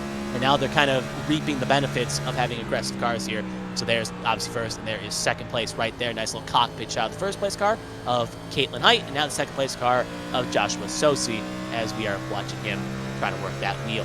Obviously being well clear, about 7/10 clear of third. Not really anything in his mirrors he has to worry about at the moment. kind of focusing on what's ahead here. And that is almost what's ahead. That's what's ahead right now, what he's chasing down, the 11 of Caitlin Height.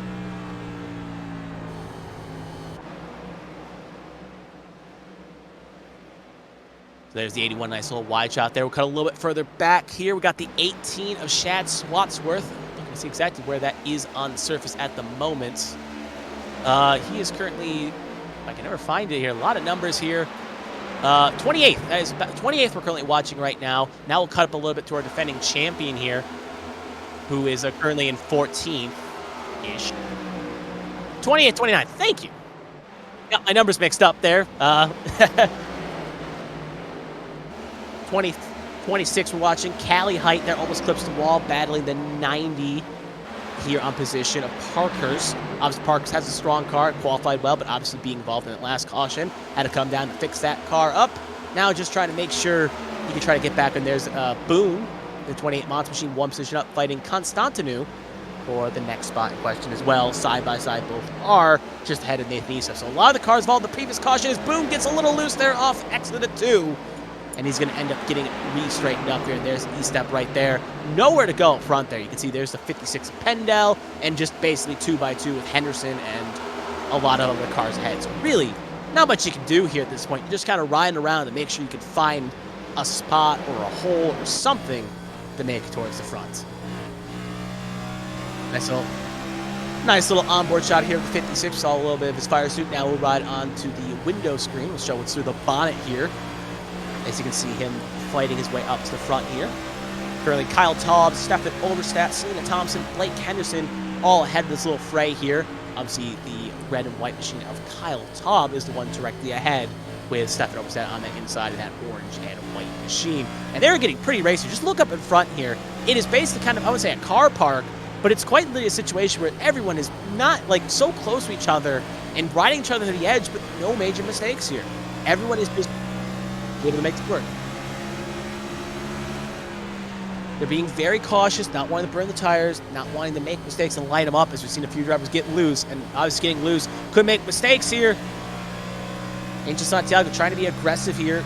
Just heard on the radio comm himself, not trying to wreck anyone here, just trying to get around here. Trying to keep it clean, but how close it is, how aggressive it is right now, trying to make sure he doesn't end up taking someone out here. So now we're on board here around Blake Henderson's position right now, which is about P16. This is actually just outside the top 15. 21 at Alfred Denny is currently 15th. This is the battle for 16th with Blake Henderson and Nathan Lyman here fighting hard here with the 10 just in the mirrors of Selena Thompson, just in the middle of 2x2 here. So almost like a jet flyover here with her being the whole position in the middle there. And now with the 19 and Lyman losing touch here, it's going to allow Selena Thompson to have a challenge here. A little bit further up here, I should say, that's a 33 fighting here behind, I should say, is that Selena Thompson right there. Fighting here, 16 as well. All fighting here in this position, Ethan Step as well, not giving an inch.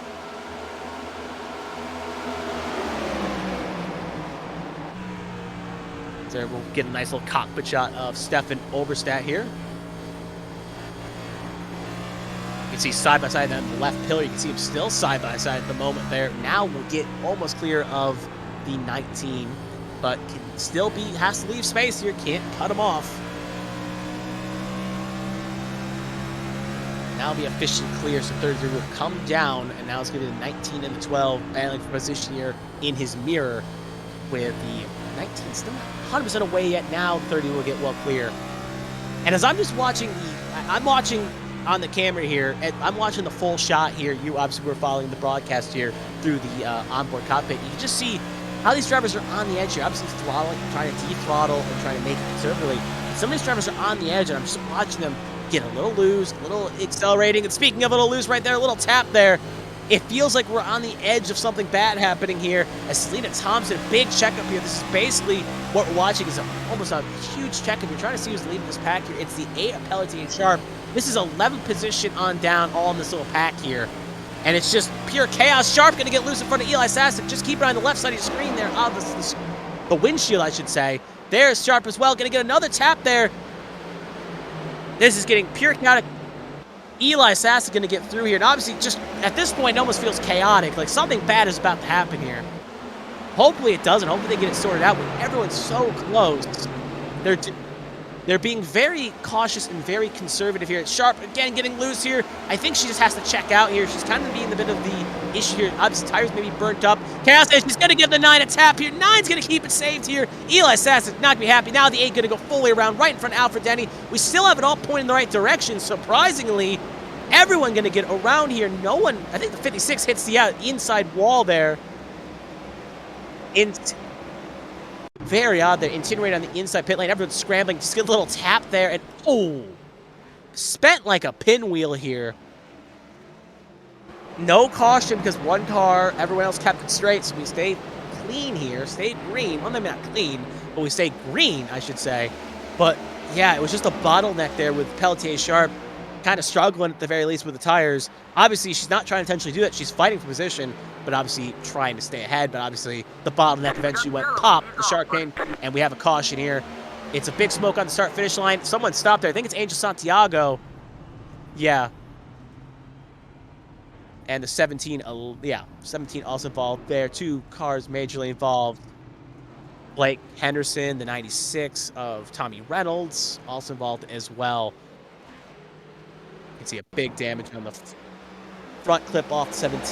So anyway, now we'll take a look here, see exactly what happened here. Ooh, it went up, hit the wall, and got tapped right into Henderson. That fell off quite quickly there, though. Not the most realistic in the world, but you can see trying to get locked down. And at this point, that major bottleneck coming through here. And everyone will go high and low to avoid. Yeah, no one will T-bone him here. Luckily, enough reaction. But obviously, Blake Henderson is lucky, as Tommy Reynolds will plow in there and give the 25 a big old T-bone there. So obviously, yeah, very unlucky start of the season for Blake Henderson. Obviously, kind of a metaphor, perfect metaphor for what his season has been. Just very unlucky indeed. So we'll take another look here, falling on board here with the 25. Obviously, can just trying to do his thing here, just trying to race his race. Santiago keep Sharpie trying to get in line there, but obviously going to see Santiago goes too high, gets bumped, and Henderson just nowhere to go at that point. He was just a passenger, and he just had no clue what was coming. At this point, he's just holding the brake, hoping everyone gets around. And Tommy Reynolds could not avoid it. You can see the puff of smoke, but too little, too late.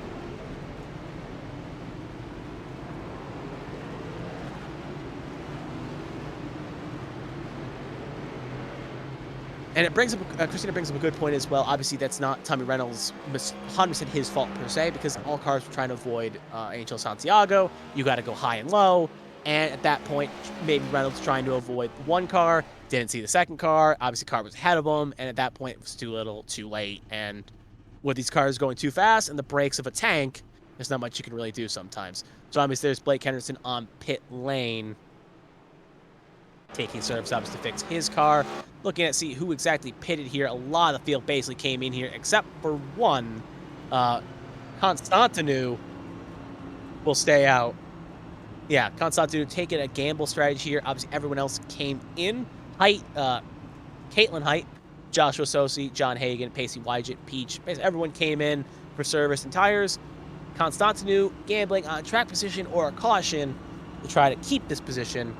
But we'll see if this gamble pays off. We know she has a slightly fast Hellman's mayonnaise machine. But the risk is, obviously, with the tire disadvantage of about, doing some quick math here, about, let's call it about 30 laps. It's not favorable. And with how much she was sliding around at the first stint, when the tire was already starting to let go, it could be a bit of a concern here. We'll have to see how it all plays out, but she's trying to gamble here. I personally, something I wouldn't do because you're going to be such at a deficit, but quick caution. Yeah, trying to get her confidence up, if you will. Trying to get her strategy up here at the very least.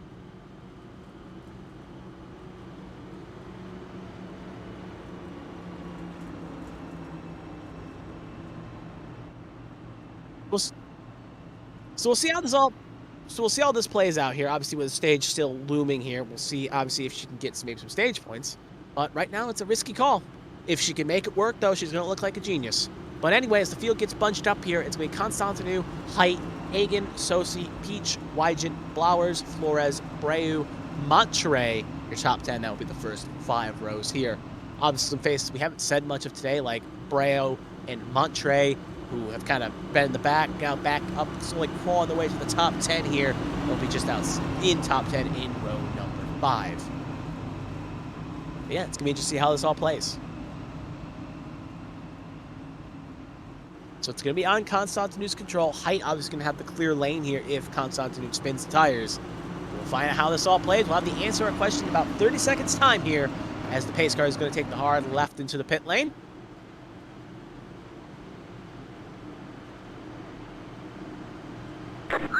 Green flag is out, and already right there, a bit of a checkup there as Sosi gets into the 50 of Constantinu, but away we still fly. Checkup did not cause major effects behind, though. And it actually did help Constantinu out here as she will get clear of Height. So make that a 1-2, and now Sosi going to take this as an opportunity to try to take second position away from the 11 machine. Hagen there, you can see under attack from Peach as well.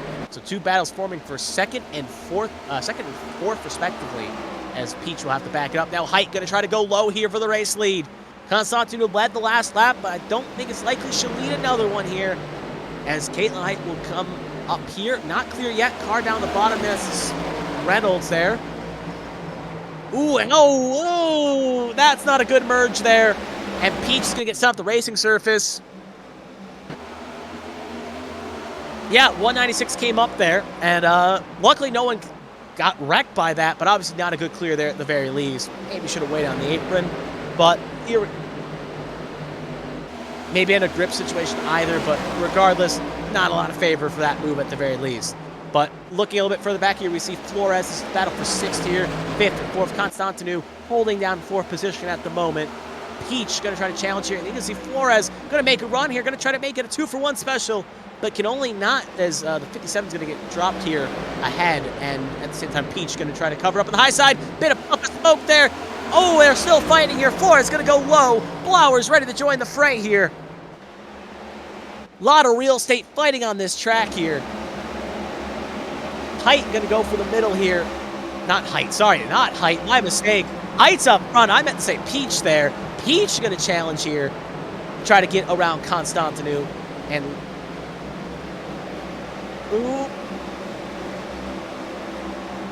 It's a big cork here, as you can see on the timing and scoring boards. We'll cycle around here as well. Just take a gap from what it is from Hagen to Peach. About a second, and you can see a lot of cars trying to be aggressive, and they don't want to lose time. Ground goes one car into another.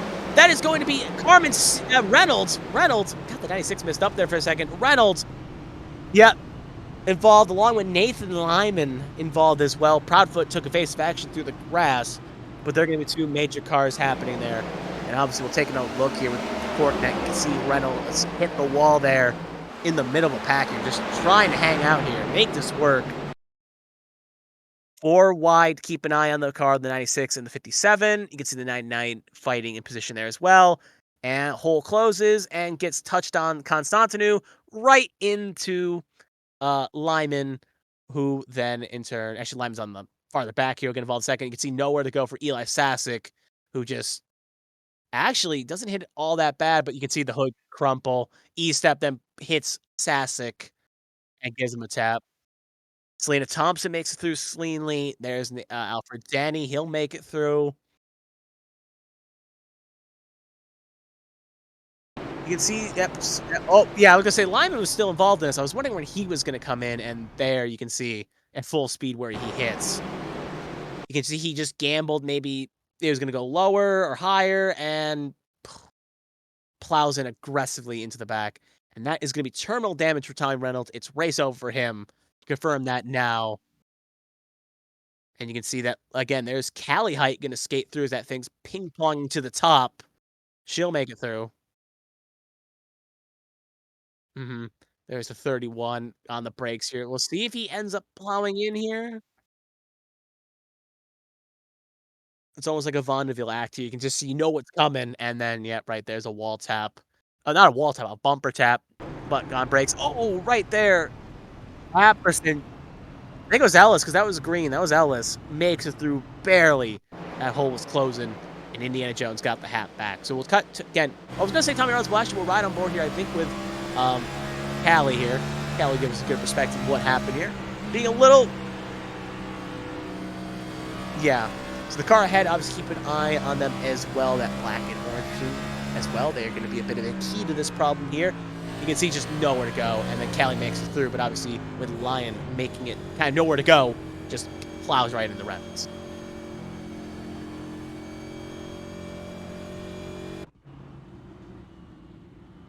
So anyway, though, back to live action here.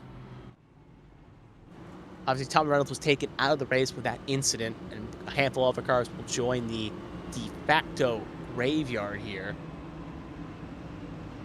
Yeah, so technically, in the battle of the 96s, at the very least, Carmen Santa can say that she won that battle, at the very least.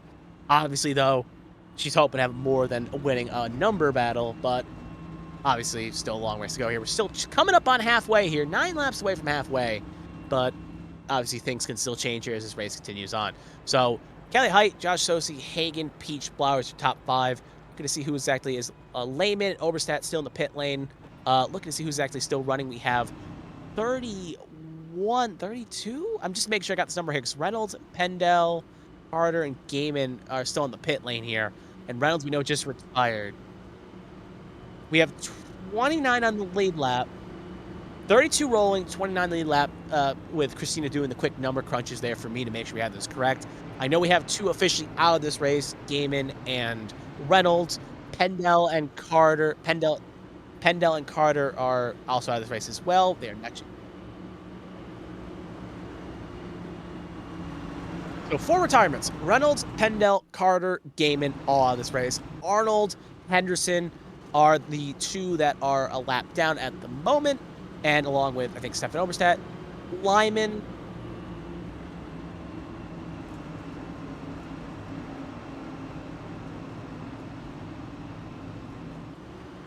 yeah, so Lehman is the last one on the lead lap here. So we're going green flag here. So just quickly correct that. 29 on the lead lap, 4 retired, 32 still rolling. So anyway, though, we'll go back to live action here. We'll cut back up to the front here. It's going to be Caitlin Height, Josh Sosi, Peach, Hagen, Blowers, Breo, Flores, Constantinu, Taub, and Wygent, your top 10. Pace car is going to take the lonely trip down pit lane. It's going to be on Height's control. Green flag is out, and away we go again. Good start there by the 11. 11 will come down, have full control of the lane. And I've seen this show for a couple restarts where Sosi gets the jump on Peach, and this time we'll make it a 2 for 4 a day right now, batting, getting around Peach on the restart here. Hagen very loose here, going to be under pressure here for the 88. As the 88's going to get around here. Breo going to try to charge it, keep the inside locked down here. Flowers there also maybe trying to make chaos here, but Hagen going to keep urge. So as long as Hagen got loose, however, Hagen did not end up costing up a spot there, and it's still going to be Hagen in 4th position.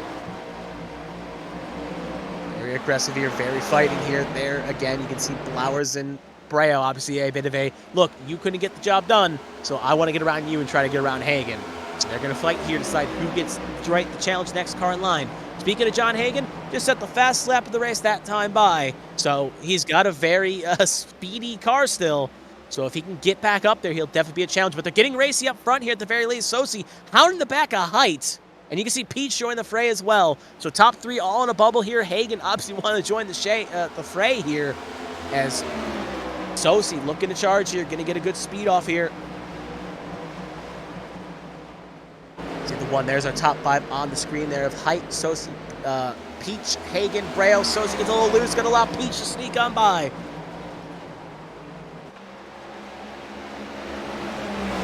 He's going to have clean air to make this work here. Going to try to make it happen. Hagen also there in 4th position. So it's Toyota, Chevy, Ford, Chevy, your top 5. So General Motors has 3 out of the top 5 at the very least running at the moment. Hagen obviously going to try to break up that Chevy 2-3 here at the moment. And you can see Peach, though, going to try to maybe break the trend the opposite direction. American manufacturing trying to take the lead in this race. Going to go a little bit of a checkup there. Going to lose time to Height. Is going to have to get back on the horse and try again. Height leads that lap as well. And now you can see Peach at that little close run up here. Almost going to have to get back in gear. Getting good runs off 2, though, so has to get through 3 and 4 just as good.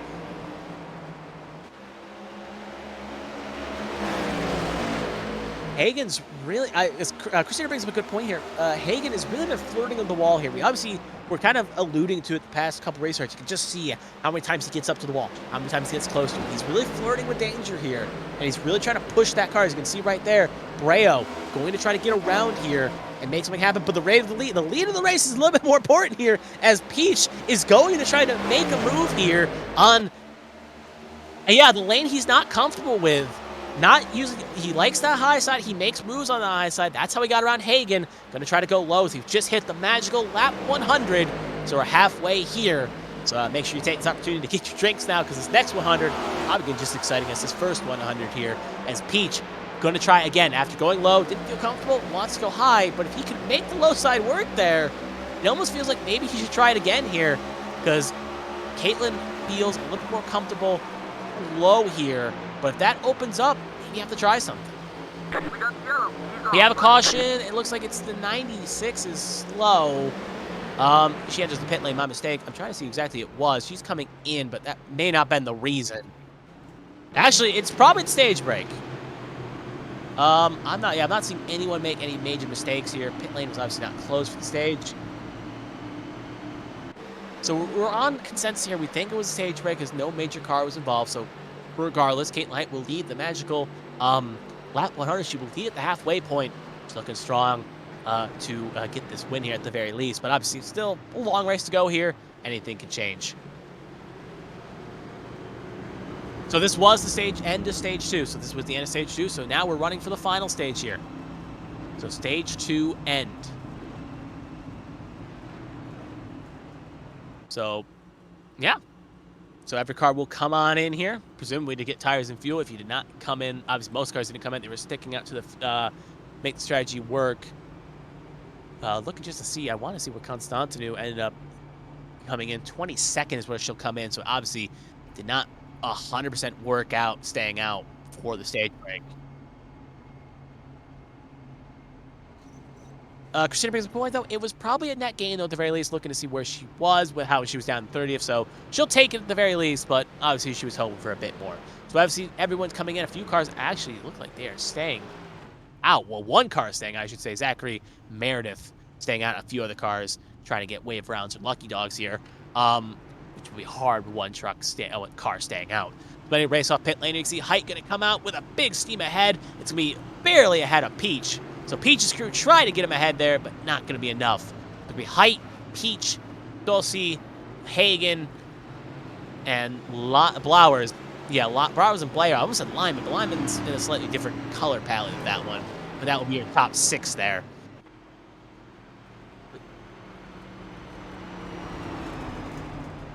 Her virtual crew's doing a great job there keeping her in the lead there. You can see 2 cars coming on in off sequence. Could not get the Lucky Dog, so they'll just come. Obviously, the wave around. Lucky Dog just goes to 1 car, but wave around indeed. So a little quick race summary here as this plays up. Lap 103 of 200, 97 to go. 6 cautions, 21 laps, 5 lead changes. Yeah, that's pretty much that for the race summary here. Very quick and condensed, if you will.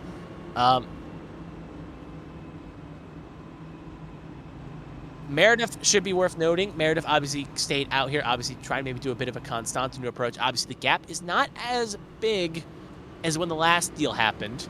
Obviously, when Constantinu stayed out with the rest of the field, it was about a 30 obviously lap difference. Now it's about a 14 lap difference. So half the distance than Constantinu, and obviously could be a little bit stronger. And we obviously know reigning champ at the very least has a strong car at the very least, could be a threat, but obviously those tires are going to play a factor. A little flash screen here to show you about Zachary Meredith, age 24. Drives for Newfound Glory Motorsports, hometown of Zephyrhills, Florida, and is the reigning HTL Cup Series champion. So there's his little fire suit inside the cockpit, running a Josh Allen-inspired fire scheme right there, which is the driver from Florida reps the Brills when they're in the same conference as the Dolphins. But, yeah, if you don't know sports, that may just went over the head. But at the very least, though, someone that does follow a bit of the NFL there, a bit odd, but you never know. States, lineages doesn't always mean allegiances for teams you root for. So, again, if at the very least the opening comment about the Bills, luckily I took it back, or at least I gave it and took it away, because I don't need more Bills fans knocking on my door. Anyway, though, we're going to go back green flag here. We'll talk sports later in the after hours. But anyway, it's going to be Meredith, Height, Sosi, Peach, Flowers, Hagen, Taub, Breo, Monterey, Wygit, your top 10, with Sharp, Parkhurst, Height, Boone, and Proudfoot making up the top 15. Meredith.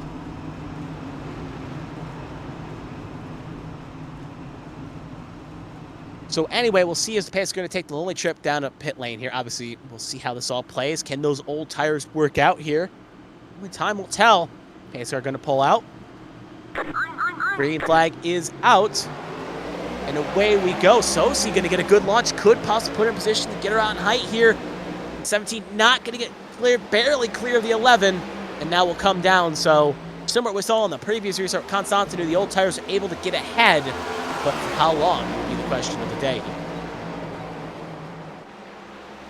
Gonna go high here. Height gonna try to, loves the low line, gonna keep that line rolling here, gonna chew on the bottom, lap led by the 17. However, I feel like the 11's gonna try to challenge here. Very important to get the track position when he did, and the lead here. The Bayless car way low there on the bottom. Not understanding who that was. Kyle Taub. But big wreck behind Constantinu, Callie Height. Look to see a few other cars there. I think that's the 90 machine. Boone as well involved. Gary Donaldson was involved in that incident as well. Boone obviously lost the front clip. Crab walking a bit. That is going to be race done probably for Boone. There you can see Constantinu also lost her front clip as well. So that may be a few more cars joining the car graveyard here. We'll have to see how many it takes out at due time, but at the very least, we'll see who it took out in the free time. Callie Height tipped the wall, and Boone, big lick there on the inside wall. Almost shades of Gordon in Atlanta. And 57 there obviously gets a little loose there. And right there, I think that's Boone coming back in. Donaldson piling in a second time on Callie Height. I don't think the 6, the 6 did not hit anything there. So we'll take here, we'll see how Withers avoids this incident here. If he did avoid it, we'll see. He'll give us a good perspective here as the replay cameras do not lie. We'll see what he does. So obviously keep an eye on the front of the windshield here. This is where the accident will play out here. You're going to see a bit of puff of smoke. Callie Height on that very high side there. It's a little loose and then ends up taking it. At this point, Carr's trying to scramble through here. Going to go low here on the brakes. Almost gets ran by Apperson and almost got on the brakes. Didn't get hit. Found the open hole. Textbook how to avoid things with Tommy Withers. Anyway, though, we'll see if we go back to live action. We will actually be back in live action. One car will get the lucky dog. It will be the 33 who will get the lap back here. 33 is Stefan Overstat. He'll now get a lap back and will be back on the lead lap here. Obviously not the race he's been hoping for. Maybe he'll have a little bit more success in the trucks tomorrow night. But at least being back on the lead lap, he'll have a chance to challenge to get some more spots here.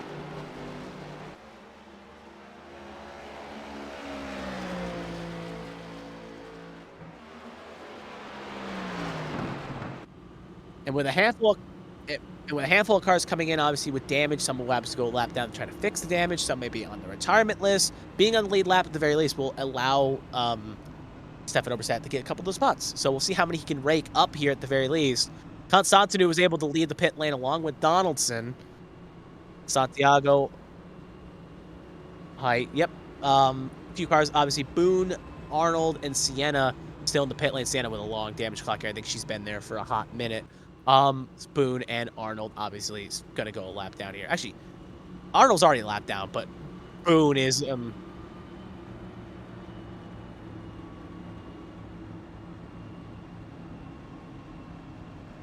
So a little bit of the race recap here. Obviously, I'm getting some info as we were watching some battles here. Carmen Sandiego was involved in an incident right at the stage, and that's why I saw her coming in. She was obviously involved in the incident, and she may be done for the day at the very least. This also buys time for Zachary Meredith up front, lead a couple extra laps here, and buy him some time here to maybe make a strategy work here to try to make something happen here. So 7 laps led for the 17 truck. Hopefully, maybe he can at least get the 17 here. Has to lead another 10 to make that happen. But with a strong 11 behind, Sosi in the 81, Peach in the 1, a lot of strong cars in his mirror. It's going to be a tough champ, but being the reigning champion, this is how it makes it work.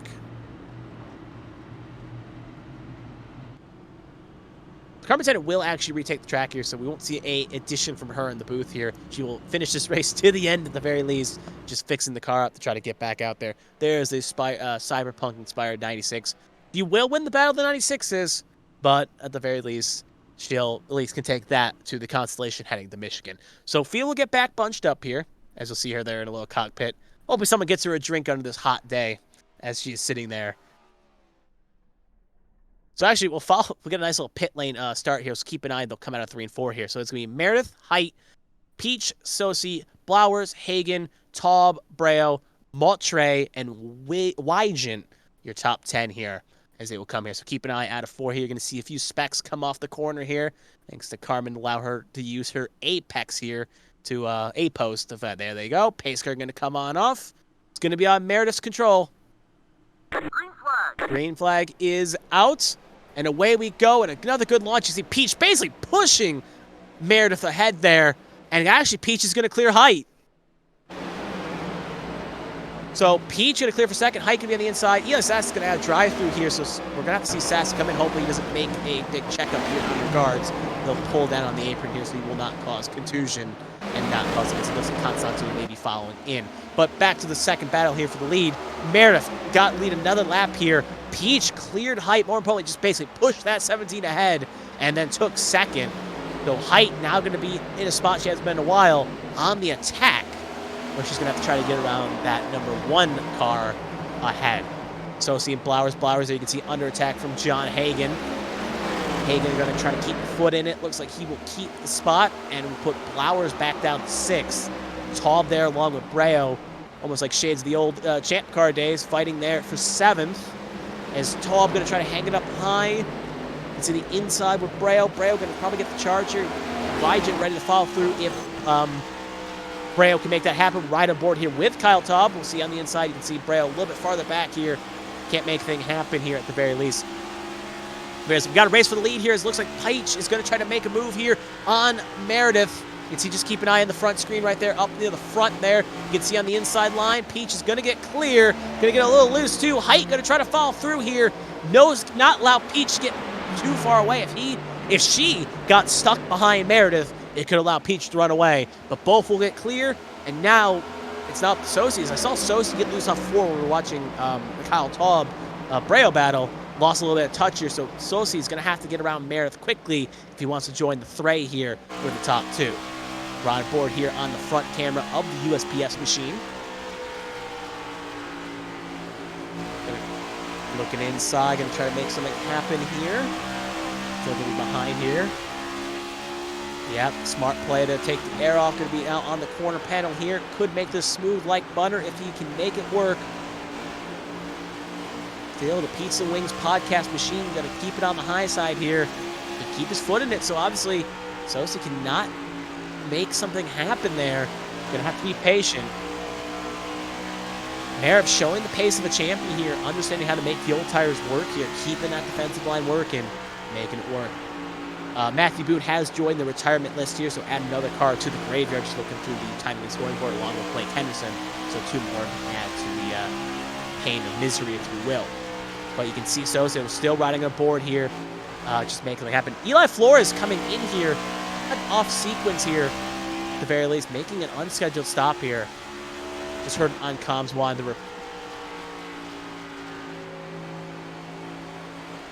probably as Kristina brings up a good point here, maybe an incident penalty at the very least. We can see on that when the times come in. But regardless, an unscheduled stop for the 99. But we still ride aboard here with the 81. Now we'll cut up to Callie Height, who's been slowly hounding the back of the 1 of Peach. And this is going to be interesting to see how this plays. They are going to catch some lap down traffic. You can see the smoke. That was Carmen Tien who crashed coming out of pit lane here. And they are going to catch her. She's going to pull smartly down to the apron here, not interfere with the battle. Going to get out of the way here. Now you can see Height, though, going to get the run here. But still just going to be second. They're pulling away. Sosi was able to get around Meredith while we were watching that. You can now see Meredith under pressure from John Hagen as well. So 2 battles beginning to form here.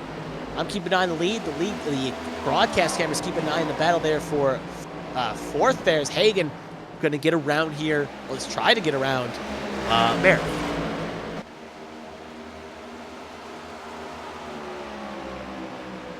All right there on the corner panel. Again, slow and methodical, not as quick as the cars we were watching with Peach and Hike doing it, more of a slow, methodical approach like Sosi. And you can see that seems to be a bit of a cartel, if you will. Also, you can see just in the back there as well, Proudfoot and Wygent fighting as well. So battles all over the track there. You can see right there, Wygent will keep Proudfoot at bay, so put Wygent up to 7th. Now trying to get around to 6th. Flowers with another good drive here. Obviously won at Atlanta. Trying to get maybe another win so far. Good in top 10. Wygent gets a little loose though. He's doing good right now, but may just get a little bit of a commentator's curse. As you can see, Hagen still cannot get clear of that 17. 31 got a great run because of the 24's looseness, and that's going to allow the 31 to the Sewer Bros machine to get a good run there and should get cleared. Yeah, so Wygent is going to fall down 8th. Proudfoot up to 7 now. Proudfoot not done with that. Going to try to take 6, but the problem is you got a 17 ahead right there. Ooh, a little bit of puff of smoke there. I said Peach and Hay side by side for the lead here. Should go back up to the lead here. Top 3 has gotten really close here. I think something happened to Peach, as I just heard him say on comms, my bad. Going back, look at the check here. Oh, he did get loose and cut right in front of the 11. That basically checked him up into the 81. So take a look here to show you exactly what happened. And now Peach is actually falling down to 3rd in real time, but we'll see what exactly happened here. Called him fall down to 3rd. Gets loose right in front of Caitlin Height. Katie Height. Just there, and you can see right there, calls the checkup, allowed Sosi to get caught back up. And now back to live action. That put Peach down to 3rd, Sosi to 2nd, and Caitlin Height now takes the lead of this race back for the number 11 machine. Yep, and a little of a passing height situation as Callie is about to go 1 down to Caitlin. So we'll ride on board here with Callie, get a rear shot of her. Battle for 4th, Hagen on here with Hagen side by side. It looks like he actually is clear right now at the moment of Proudfoot. As you can see, just a little bit further back. Tires are beginning to fall from Meredith. He's fall down the 9th position and beginning to fall. Still in the top 10 at the moment. Now lost his spot to Kyle Taub. And there is Kelly Height. Not going to make too much of a trouble, obviously, as you don't want to hold up someone you're so close with. But anyway. Yep, teammates, obviously, again, you don't want to hold up someone you're close with. You don't want to hold someone you're teammates with as well. So just going to kind of get out of the way here. But with no allegiances to Peach, obviously, at this point, though, you don't want it. You already let 2 by. Let's just keep it coming here. She is the first one down. Those with caution would come up. She would get her lap back. So no reason to make enemies here at the very least. So back to the lead front here. You can see Caitlin Height and Josh Sosi, kind of similar to what we're watching. They were the 2 big movers on the first start of this race. They are now 1-2 on the circuit. About a 2nd clear of Peach in 3rd and about 2 clear of Proudfoot in 4th. So they're able to kind of put themselves in a good spot here, getting distance. Proudfoot was able to actually get around John Hagen while we were kind of watching that too. So Proudfoot up the 4th. Hagen kind of falling down here a bit. Seems to not have the long run cars who actually ride on board here with the Suez Bro 31. And so give us a good indicator here. You can see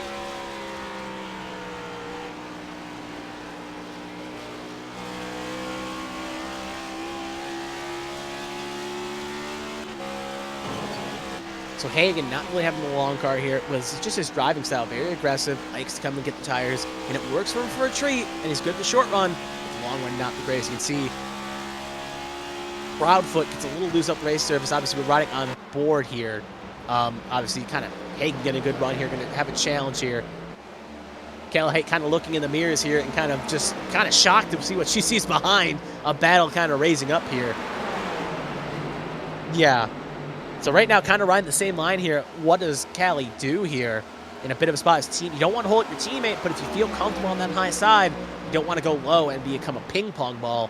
So she's in a bit of a tough spot here. She's going to stay high to that wall. It's almost going to be 3 wide here, so not making it easy for the car.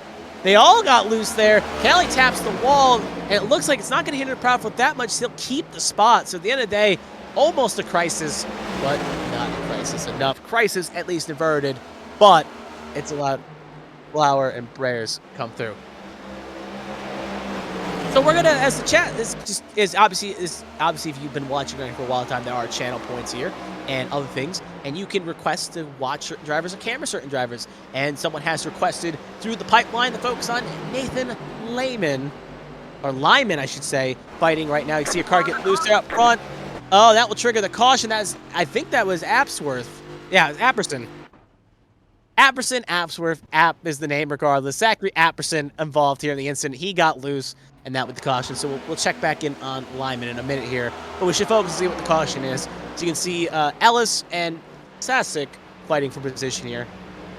Well, Sasek is one down, but fighting position here. So you can see clips the apron, comes up the surface, gets a bump from Sasek, and you can see he's loose here, trying to keep it locked down. Again, good avoidance, not to hit the wall.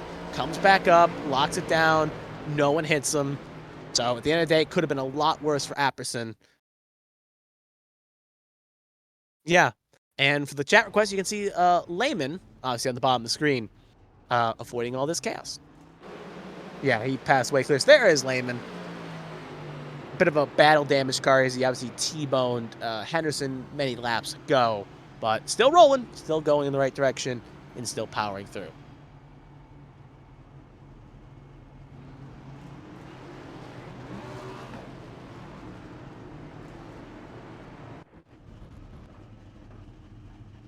So everyone's in pit lane right now. This is going to bail out Meredith. Meredith is going to have the chance to kind of get back on sequence, everyone. Didn't lose too much time, still in the top 15. So this is actually a net gain for him, too. There's the virtual pit crews doing the work, and it's going to be Caitlin Height winning the race off pit lane there, at the very least. Yeah. Proudfoot virtual crews doing a big job there, getting Flowers and Proudfoot some spots there.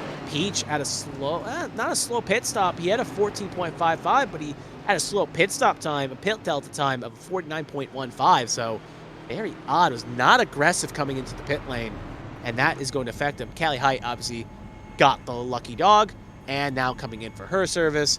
So she will basically, she was de facto technically leader there, but not technically the case. She'll now come in and now hand what would have been the lead, now is the lead, over to Caitlin Height, who will now be joined by Saucier, Blowers, Proudfoot, Hagen, Peach will be your first three rows there. And there's... They should be able to get it here as... So Arnold, Sasek, Denny, and Carmen all going to get a lap back here by taking the wave around, as they basically took the caution here at the right time, and they will take the wave around. Some of them will use this as an opportunity to get back on the lead lap, as I think, for instance, Josh Arnold is one down, along with a few others. Eli Sass is definitely one down as well. Carmen Sienna is down 20 laps, so this is more just a pride thing. That maybe, again, if we get 20 cautions, you never know in this situation.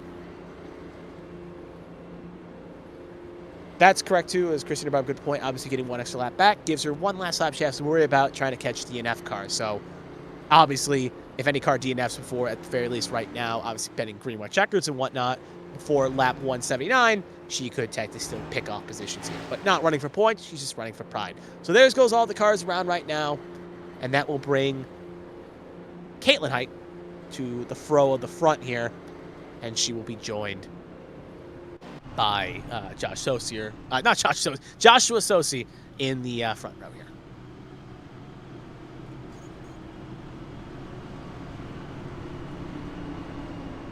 Worth noting as well as we'll do a quick rundown here of Saucier, Height, Saucier, Proudfoot, Blowers. First time they've been kind of in the front here all night. They're going to have a good challenge here. Peach, Hagen, Taub, Breo, Parkhurst, Swatsworth, who's had a good recovery drive in that 18 machine in the top 10, with Thompson, Estep, Maltre, Sharp, and Meredith 15th. So Meredith, good recovery to get back up to 15th.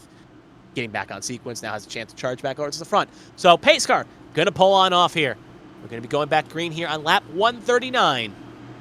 Pace car's in, green flag is out, and away we go.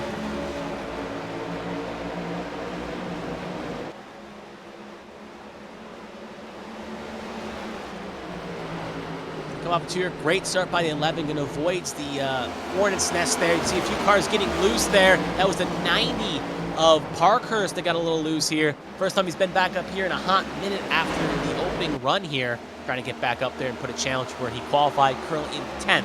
We're up here with Proudfoot, who's currently in a challenge here with Blowers behind and Sosi ahead. Sosi obviously in second position here. They've gotten caught back up the heights. Height was able to get too far away there. It was a very distant car. Clipped the wall there, but no one around, no one with damage.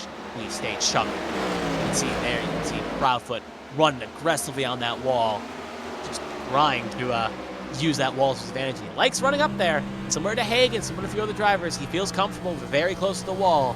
So he thinks that's his best chance to win this race, or at very least get on the podium. He's going to keep riding it until it explodes. You can see right now, good perspective from the front camera here of Proudfoot. As you can see, not able to really get a run there, but Sosi running low now a little bit here. Obviously, Peach was the one that ran high. Saving tires here, obviously, because you want to have extra stuff just in case. Obviously, one pit stop still should be on the horizon for tires here, and you don't want to put yourself in a spot where we get a quick caution here and not make. You want to make it to the window comfortably in order to make sure you get those tires to last. You don't want to come in early and have burnt stuff up for the late run here. But Sosi wants that lead. I don't think he's led a lap here tonight, or at least not many laps. At the very least, it's been a lot of the Caitlin Height show up front here. And you can see right now, Sosi going to challenge, wants to lead at least a lap, or unless another lap added to the total here. Proudfoot willing to join the fray here too. Could be a 2-for-1 special loss here for the 11 if they're not careful. Looks like Sosi's going to get the run off here, and he will lead this lap. Proudfoot going to get second, and that will be the first lap led. As you can see, 0 will now get turned into a nice 1. There we go. So Sosi, I was correct in my thought. I don't think he led a lap, and he now did. Looks like Flores had a bit of an incident here. We're going to see probably that 99 wounded coming up here and shot on the apron here. Looks like they had a self-spin. We'll see exactly what happened here. Oh, a little bump there from Callie Height into the wall. And then another tap here. Ooh, that should have been a caution, considering that was 3 cars there. So iRacing didn't throw a caution, though. Yeah. Yeah, so iRacing decided to call that, keep that was a racing incident, so it's obviously not going to be favorable for that 99, but we stay green.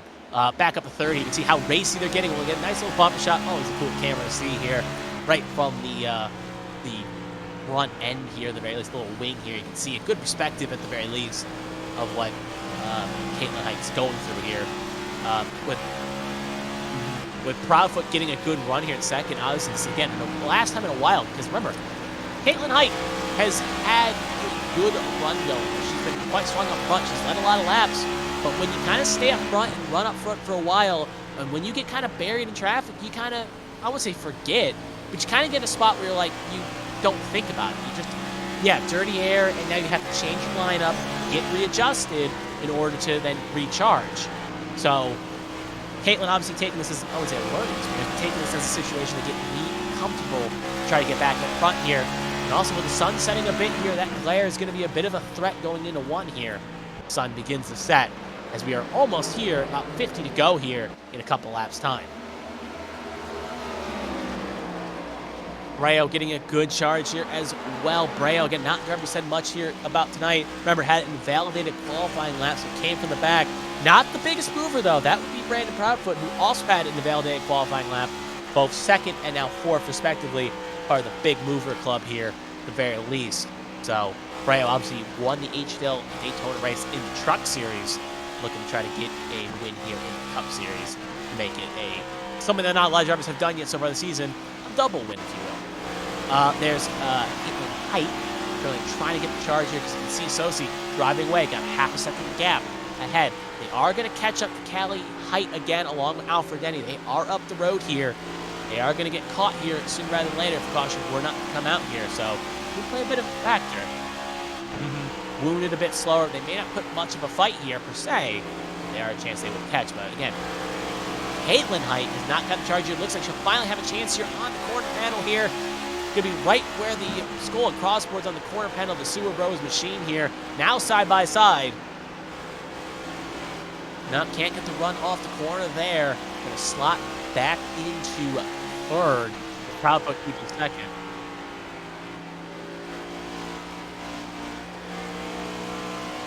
It could bring up a good point here. Kristina brings up a great point here, is that tire conservation could be a factor with Caitlin Height here at the moment. He could be trying. She's backing up the corners. If you were watching on board, she was kind of backing up the corners. He's saving her stuff here as Proudfoot's reeling in that machine quickly here, while maybe Caitlin is kind of just saving her stuff here. Play it conservative as Callie will be put a lap down again here. So, Wood Machine not being able to stand that for all too long. But as we say that, though, she's now back, pounding back Proudfoot. So maybe Caitlin's playing the long con here. And so she could be saving his stuff here a bit too as well. He's kept that gap around 0.5. It's been fluctuating a bit, but he doesn't need to push too hard. If he gets 3 seconds, let's say, and then the tires fall off a cliff, he'll then get caught quicker than he made that gap out. So, got risk management here. Doesn't need to burn the rears or the fronts, trying to play hero ball here. We'll check here with Hunter Peach, had a bit of a poor pit stop, as I was alluded to in the last pit stop here. He's currently in 6th position, trying to get that machine back in top 5, but stands in his way is the 34 of Flowers, and Breo are ahead here, but he's luckily caught back up to the front here, and, well, not back up to the front, caught to the front pack, if you will. Yeah, he's in the mix to make something happen if something were to happen, or to make something happen. Yeah, that's always positive when you can see him all out your windshield here. So lap 155 at 200 here, coming to 45 to go here. Feels like this race has flew by here. Some said it was going to be a bit of a chaos race here at the very least. Very clean for the most part here. Been quite a joy to watch here. So thank you for tuning in here on ABN 1. As we'll get a quick little summary here for 55 laps to go. 8 cautions, 30 little caution laps, and 8 lead changes here for what some could say is the crown jewel of the HTL calendar. But it's always fun as myself, as Kevin Young here commentating, along with Stu Ryan operating the cameras. Should be a great finish we're shaping up to be here. As you can see, just up the front there, just a little bit up the road here, Callie Height is hounding, not hounding anyone. Caitlin Height's hounding the back of Proudfoot. Callie Height's been losing a couple spots here. So Caitlin Height is under challenge here, trying to challenge Proudfoot.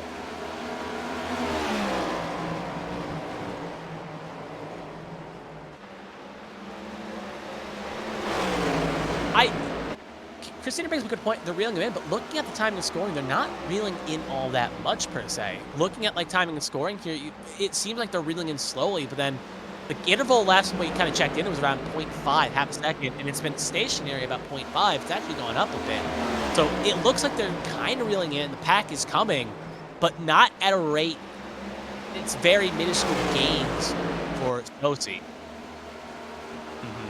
Proudfoot's been very dictating the pace there in 2nd position here, so Proudfoot kind of controls what the rest does here, and it makes me again wonder if Proudfoot may be saving up his stuff here for a late run if we don't get that caution. But you can see, oh, Breo gets loose right in front of Flowers. Could have been danger. Not the red flag, but the danger flag was flying there at the very least. It'd be a bit odd to have a red flag here. Yeah, red flags for Peach at the very least. And we have a caution. It's the 3 at Callie Height stopped on the backstretch. Yeah, that is going to be the reason for the caution. You can see there is the front tear off there on the ground. So we'll see exactly what happened here. She looks like it may have been self-inflicted. Constantinu behind, Meredith ahead. So we'll see here. I'm just trying to let traffic going. Yeah, flips the wall, got loose, inside wall, pow, right in the kisser. And that is going to be a tear off on the front there.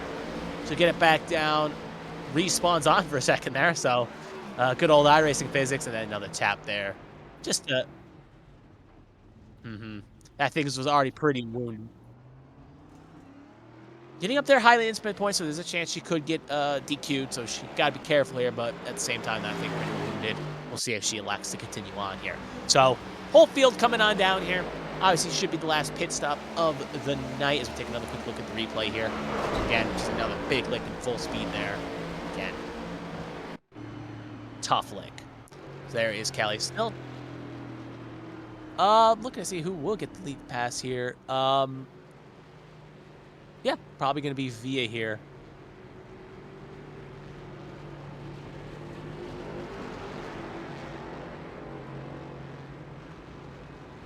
Looks like it's going to be Constantinu getting the lucky dog or the wave around. It may be Alfred Denny, because I see Alfred Denny speeding around here on the high side. I saw him go around the pace car once. It may have been Alfred Denny that got the lucky dog there with the little pup on the side. So it looks like Constantinu and the others are going to try to get the wave around here. Well, Constantinu in, so I think Constantinu was on. Checking here. Constantinu, I think, is on the lead lap. She is. She's coming to 60 now. No, she's not. No, she's one down. My mistake. Yeah, she's down, so not going to get the wave around here along with a few other cars. There you can see Carmen Sienna there still in the pit box. So anyway, looks like the 99, though, Flores is going to get the wave around here. She's going to try, or they're going to try something, I should say, to make a sequence here, try to get off sequence, and try to get the lucky dog and wave around and try to get the lap back, and then maybe get a quick caution while having the pit under green.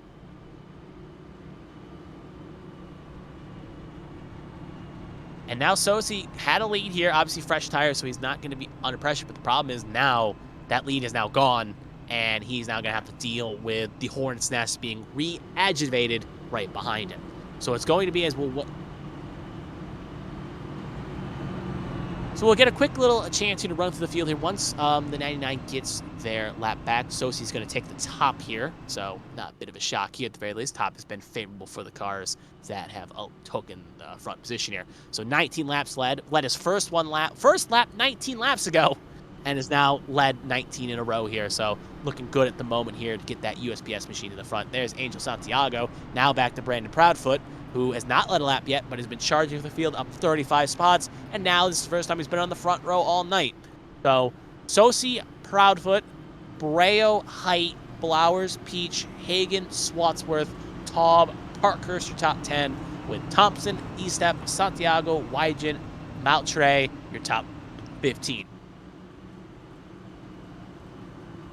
So now raises a question here. Obviously, as Peach can now run that high side, he'll be on the inside, though, so not be able to run the high side. Actually, he'll be on the high side. My mistake. He'll be on the high side with Blowers on the inside, so he'll have a chance to run that high side, make something happen here, maybe make something work, try to make up from that pit stop and recover here. Obviously, with Caitlin Height having a good run there, but now with a bit of traffic, we'll see what she can do on that low line and see maybe she can maybe push Proudfoot ahead or maybe jump someone here. So a lot to play for here. Pace car going to come on in. We'll be taking the green on 164. Pace car in. Green flag is out. Nobody, green flag. And away we fly. Great launch by the 81. Proudfoot under pressure here from Breo, but looks like Proudfoot will keep second. But more importantly, Breo is going to put a car between Proudfoot and Proudfoot gets a little loose there. Going to get a bump from Breo. And now Breo going to try and take second. So I was going to say a car between Proudfoot and Height. Now Breo going to take second. Proudfoot going to fall down to third. And there's Peach ready to try to take fourth away from Caitlin Height. Anyway, you can see Mary Peach hit the wall there. Everyone just kind of just scrambling here. Breo was able to avoid the cast, get second. After that third, it's a bit of a bottleneck. Breo, good opportunity here to try to take this win, or at least get second here and try to charge. You can see Peach hanging high there, going to try to rip and ride around the high side. Proudfoot's able to hold third down. Peach, though, going to try to make a move on the inside. Not conventional wisdom for the one to make that happen. Not going to be able to keep it on the corner panel. And now John Hagen going to catch the one napping. He left the high side open. Hagen said, I'll take that, and will now slot in to fourth position. So now Hagen up the fourth. Proudfoot going to plug the wall there in third. And now Peach going to be in fifth with Height sixth. And it's a battle for seventh between Blowers and Slotsworth.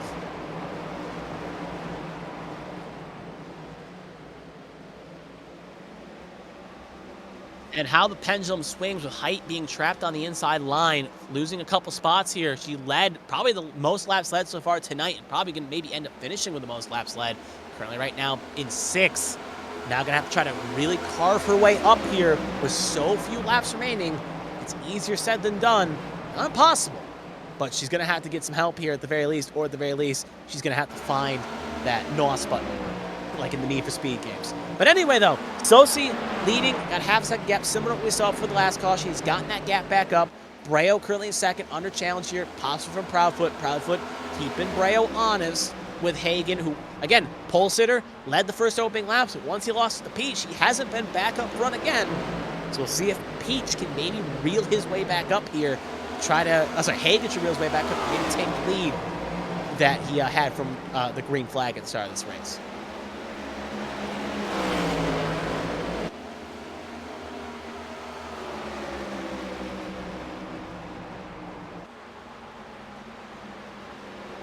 Breo try and play conservative here. Highest in Breo's been all night, as Kristina kind of piped in my ear there.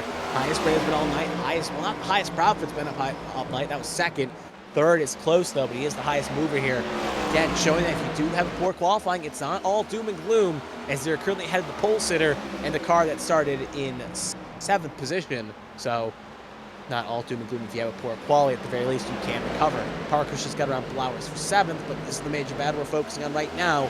As you can see right there, John Hagan taking no prisoners, catching one napping, gonna try to make it a 2-for-1 special. Proudfoot gonna try to hang around the high side, almost 3 wide. Close to being the right. Proudfoot clips the wall. Hagan going to end up taking the spot away from Proudfoot. So put Hagan on the last step of the podium for the moment. Proudfoot not going away, though. Going to try to hang it on the high side here with Breo keeping second. And that's going to allow the cavalry of Peach and Height to both join the fray here.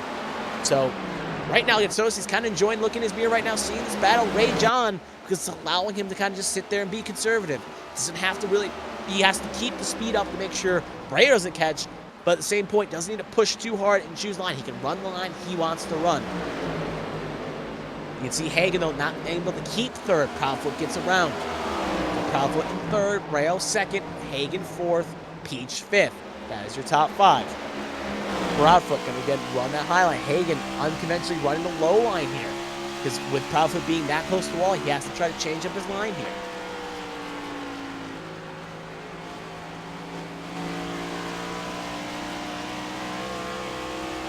We're about to come to 25 to go here, so tires are going to be important. You want to make sure you save them. Don't want to burn them up, because at the point at the end, especially if we get a late caution, I assume if we get a late caution, people are coming in for tires, but you may these, if we see drivers, though, a couple times could roll the dice, especially with late caution, but if we go green, you need to make sure you have your tires to finish up this race. And Hagan right now being cautious, as laps tick by, you're running out of time as that gap right now. He's the second behind Sossi for the win. But at the very least, the podium is 1 spot ahead, and second place is not that far up the road either. But that just shows you the gap of about a second right there, down 9/10, since it's now under a second. But it's not that big of a gap here. They are going to catch Callie Height again here.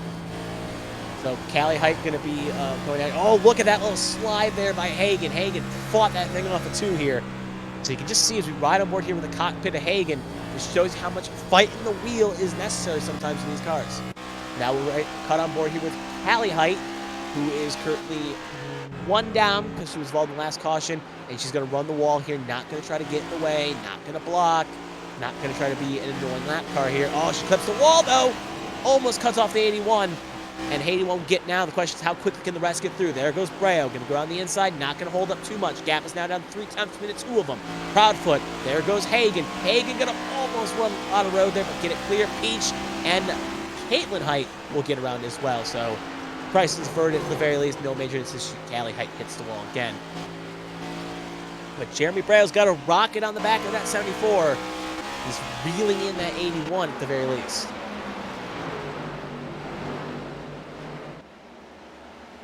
So keep an eye on the lap times here as we come to 22 to go here. See, it's the last lap, for instance. We'll see if it's indicative of anything worth telling. Right now, Sossi was the fastest.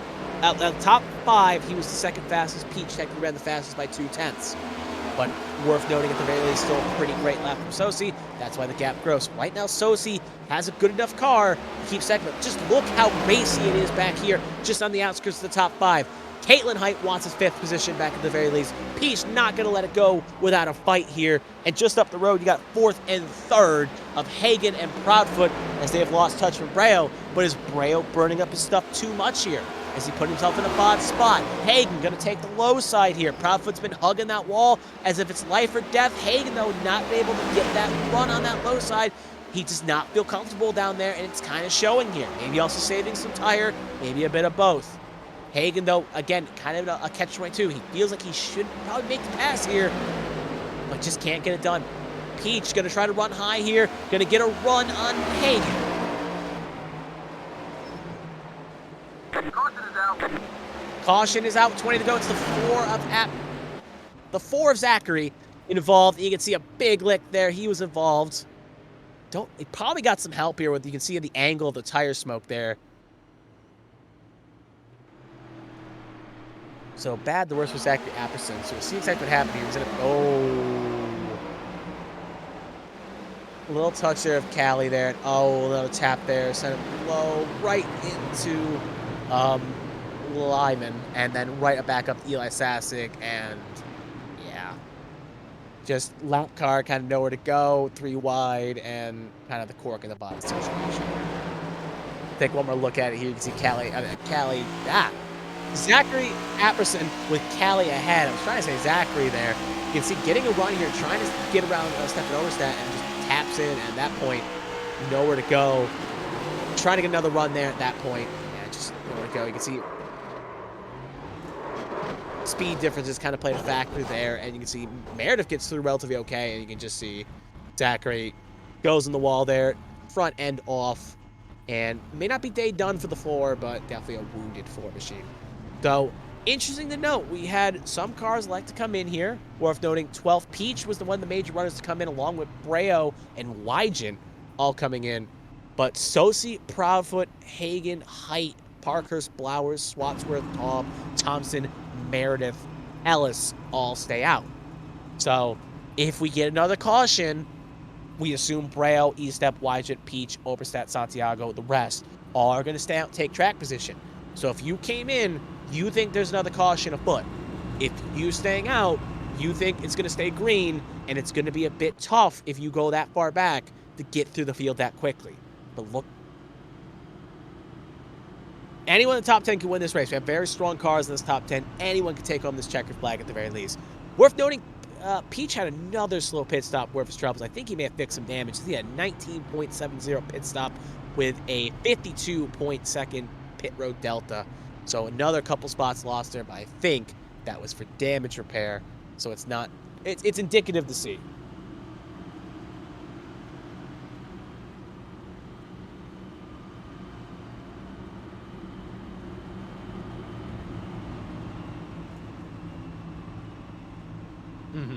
So they're going to have the tire advantage, but it's been a bit of a pain to pass around here.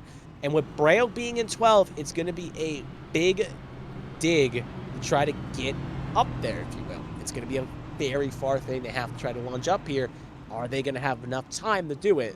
We'll have to find out. Obviously, we'll get that answer soon. But what would definitely help Breo and the guys that just came down, and gals, is if a caution were to come out. But we'll take a quick look at the race summary here as we're going to get bunched up for the one to go here. Lap 183 at 200, 17 laps to go, 10 caution laps for 10 cautions for 37 caution laps with 8 lead changes. As the field gets bunched up, obviously Sosi took the top last time by. We'll take the top again with Proudfoot being on the front row. Then it's going to be Height, Hagen and Height in row 2, Parkhurst and Blowers row 3, Taub and Swatsworth row 4, Meredith and Thompson, Selena Thompson, in row 5, with Breo, the first one on fresh tires, in 11th, with Ellis, Wygen, E-Step, and Oberstadt, the next 5 of the drivers that pitted. Worth noting, Mautre and Sasic both have taken it behind the wall as well, so 2 more cars that have officially retired from this race. Both were affected by the last caution, so it is curtains for both of them. So still spots can be gained. Lady Liberty on the front row here. We'll see how this all plays. Pace car going to come on off here. It's going to be on Sosi's control. How will the story end? Only one way to find out. Green flag in the air. Good launch by the A1. Caitlin High had a great launch as well, as Proudfoot going to be there at second, going to challenge. Hagen going to try to find a way through here.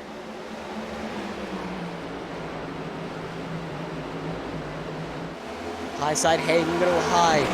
Height going to go low here. Proudfoot going to try to hold the middle.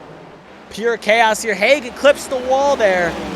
Puts himself on the wall to get the run here. Now going to be pressure here from Blowers. Parker's going to get around Taub a little bit further back here. Saucy, though, gets the good launch he needs. Going to put himself ahead here. The 81 going to get that gap back again. Breo, fresh tires down up to 10th here. Have to keep an eye on him. That's machine that he is in, the 88. Right there, Hagen. You can see right there in the middle of the pile there. Going to try to get those fresh tires to work here. Going to maybe get around Swatsworth for 9th. But with 14 laps to go, he's going to have to move quicker than that. Back up the second here. Height, Hagen, Proudfoot. Similar battle we were watching previously. Height going to get a good run on the low side. Hagen, high side. Hagen getting covered up by the 3164. Going to try to go low there. Almost had it cleared. Not going to try to do it, though, and take cars out here. Going to stay high here. Height going to try to play it low here. 22 hits the wall. Sorry, the 31 hits the wall. And now it's going to be 11 going to try to charge on the low side.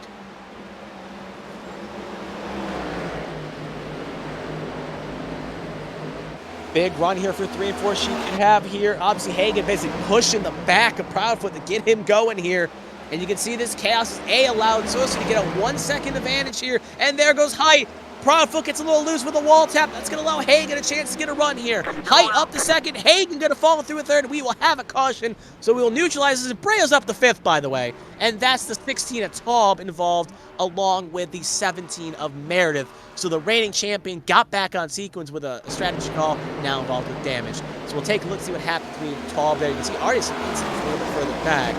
That won't play factor here, though. Oh, right there, you can see the puff of smoke with Taub getting touched there by, I believe, Flowers. It looks like he has it good. There goes Pete, gives him a hook. Right, and then, ooh. Meredith clips the tire barrier. He had to jump the pit, so that thing is wounded.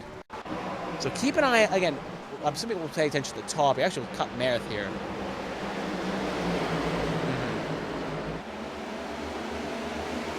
Slide. Yeah, it's Shad basically followed through. And there's what the incident with Taub. That got Taub sideways. That's another completely different track there for a second. Then you can see, as we'll zoom back here, kind of rewind here to get back to Kyle Taub and the incident question.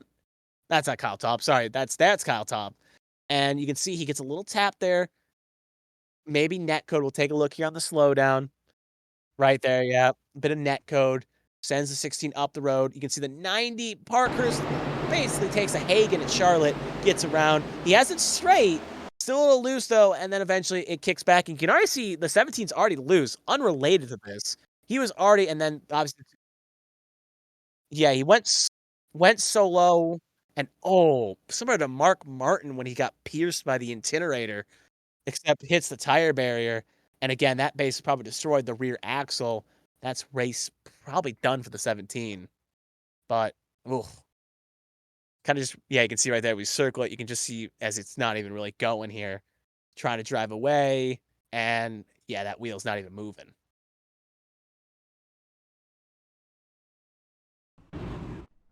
So back to live action, Hunter Pete taking the trip down pit lane here.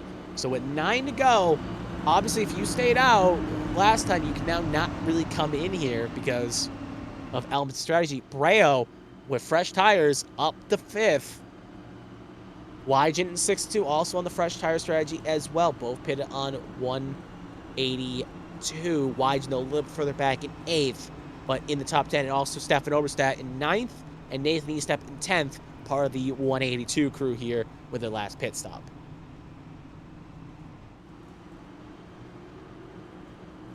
And that's the gap. Remember, that's the gap. 32 laps on the tires of our leaders of Sosi, Height, and Hagen, and Proudfoot, and only 10 laps on Breo, Wygent, Oberstadt, and Estep. And remember, that's about a similar gap to what we saw. It's weirdly enough in between the Constantinu, who went about a 30-lap difference when she stayed out, and Meredith, who came in around 15. So it's the gap is about 20-ish laps, and we saw what happened in that regard. And now with Breo so close, it's gonna be interesting to see how this all plays out. But I think Breo's gonna be strong here in a bit of the catbird seat. The question is, how quick can he make this happen here? So anyway, though, pace car is gonna not pull off this time by. They're gonna get bunched up for the pace car to pull off, and we'll be going green with 6 laps to go.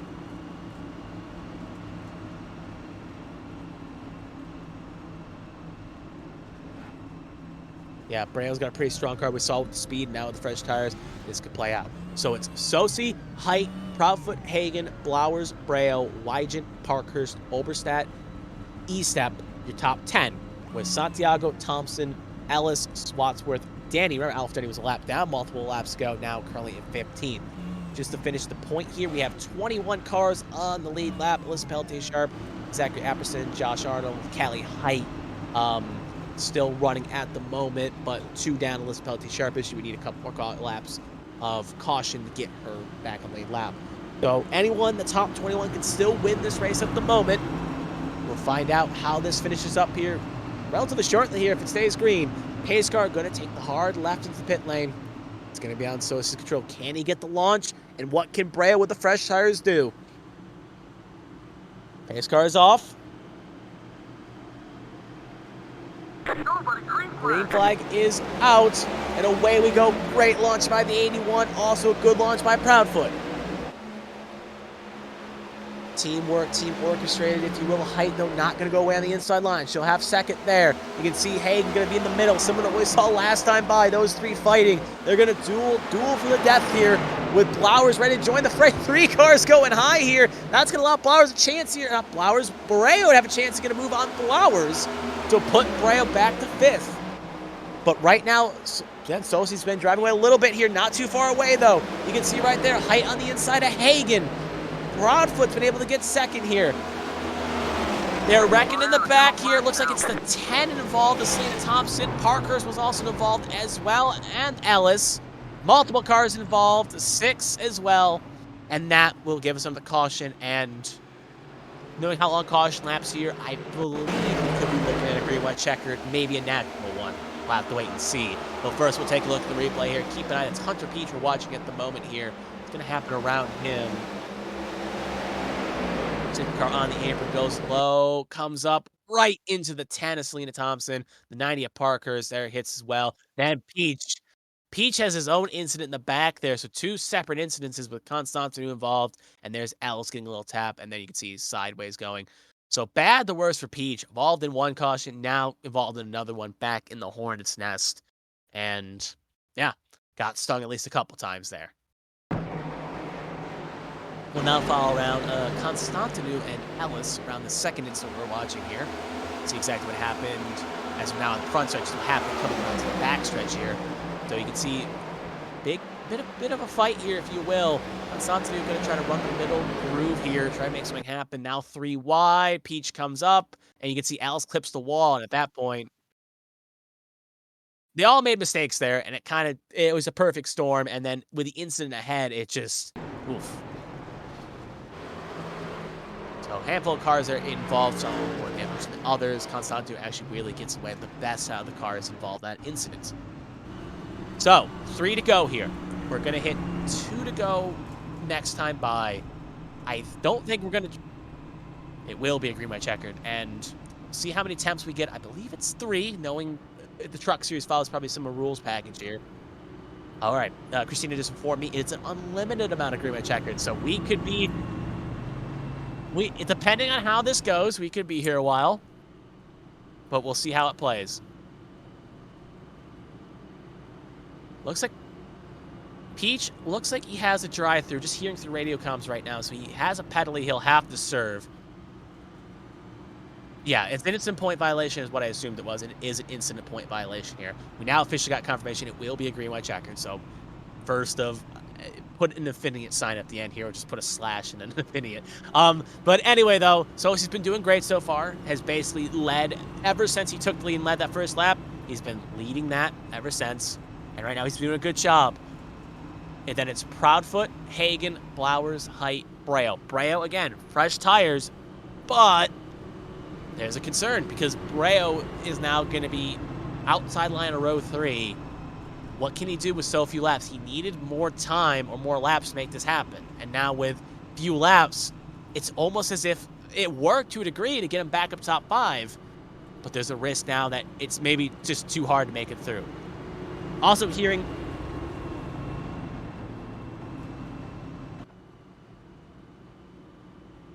And I'm reminded of what happened last time they came here last season in the HTL Cup Series where lights became an issue and lighting became an issue. There are no lights at this track. And look at that Mr. Sun setting over there over the left field. Shadows have become stronger, and shadows have become bigger, and it's going to be harder and harder to see the longer this run goes on. Obviously, we still have a lot of time left in the session time, so hope we don't have to use that because my voice is going to be dead by the end of it. I don't know how I'm going to call a Truck Series if that happened, but we'll have to see how it all plays. Anyway, Sosi, Proudfoot, front row. Prowers, Hagen, second row, Brea, Height, third row, Wygent, E-Step, fourth row, Oberstadt, Parker's fifth row. That will be the first 5 rows. Solsi's done great so far in these restarts. Remember, teammate behind here, a bit orchestrated. Obviously, it's every teammate for themselves. But, see how this all plays. Can Blowers, Hagen, Breo, Height, anyone a little bit further back make something happen here? We'll find out relatively shortly here. But let's see how it all plays. Pace car going to take the left into the pit lane here.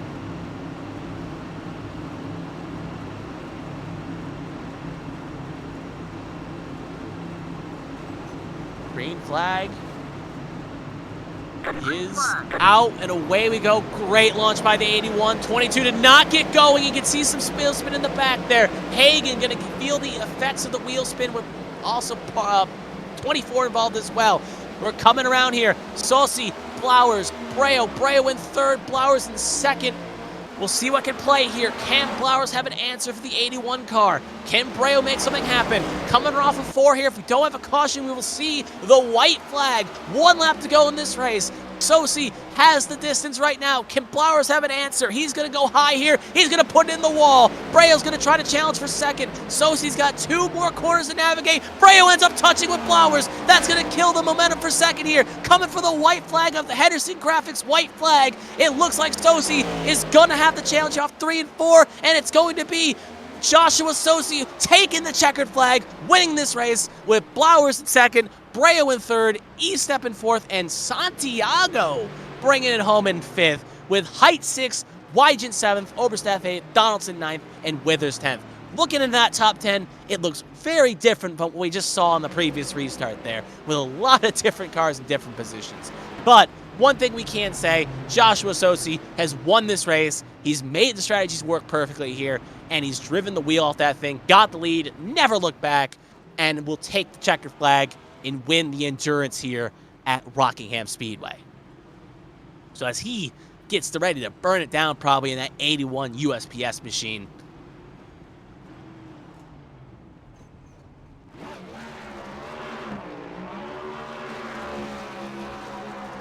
This is a very important win to try to get momentum back in the season. He's had a bit of a rough mid-season stretch here. He's been kind of weak, if you will, to a degree, not having good finishes. And now he gets to burn it down. And again, momentum is a tricky thing. Once you get the monkey off the back, you can usually use that as a momentum to go forward.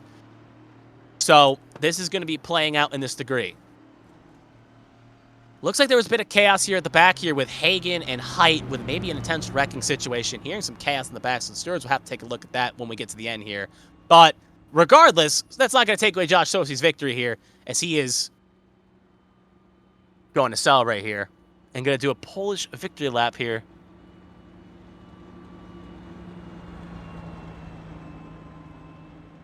So we'll hope we can take a look at that last lap here and see exactly what occurred here. But obviously, Sosi was looking not through the mirror. He was looking through the front. There's a lot of chaos because, again, look at that top 5. E-Step got in the top 5. Santiago got in the top 5. And looking at there they were about 9th and 10th, respectively. We saw Hagen spin the tires on the inside. Or, well, maybe not him spin the tires, but the car ahead of him, Proudfoot, spun the tires. And even Proudfoot didn't finish the top 10. Hagen didn't finish the top 10. Height finished 6th. So a lot happened on the inside line. A lot of cars got affected. But, again, top 3 was Sosi, Blowers, and Breo, which hopefully we'll be able to hear from. So we'll take a look here if we can. Looks like Kristina got something pulled up here.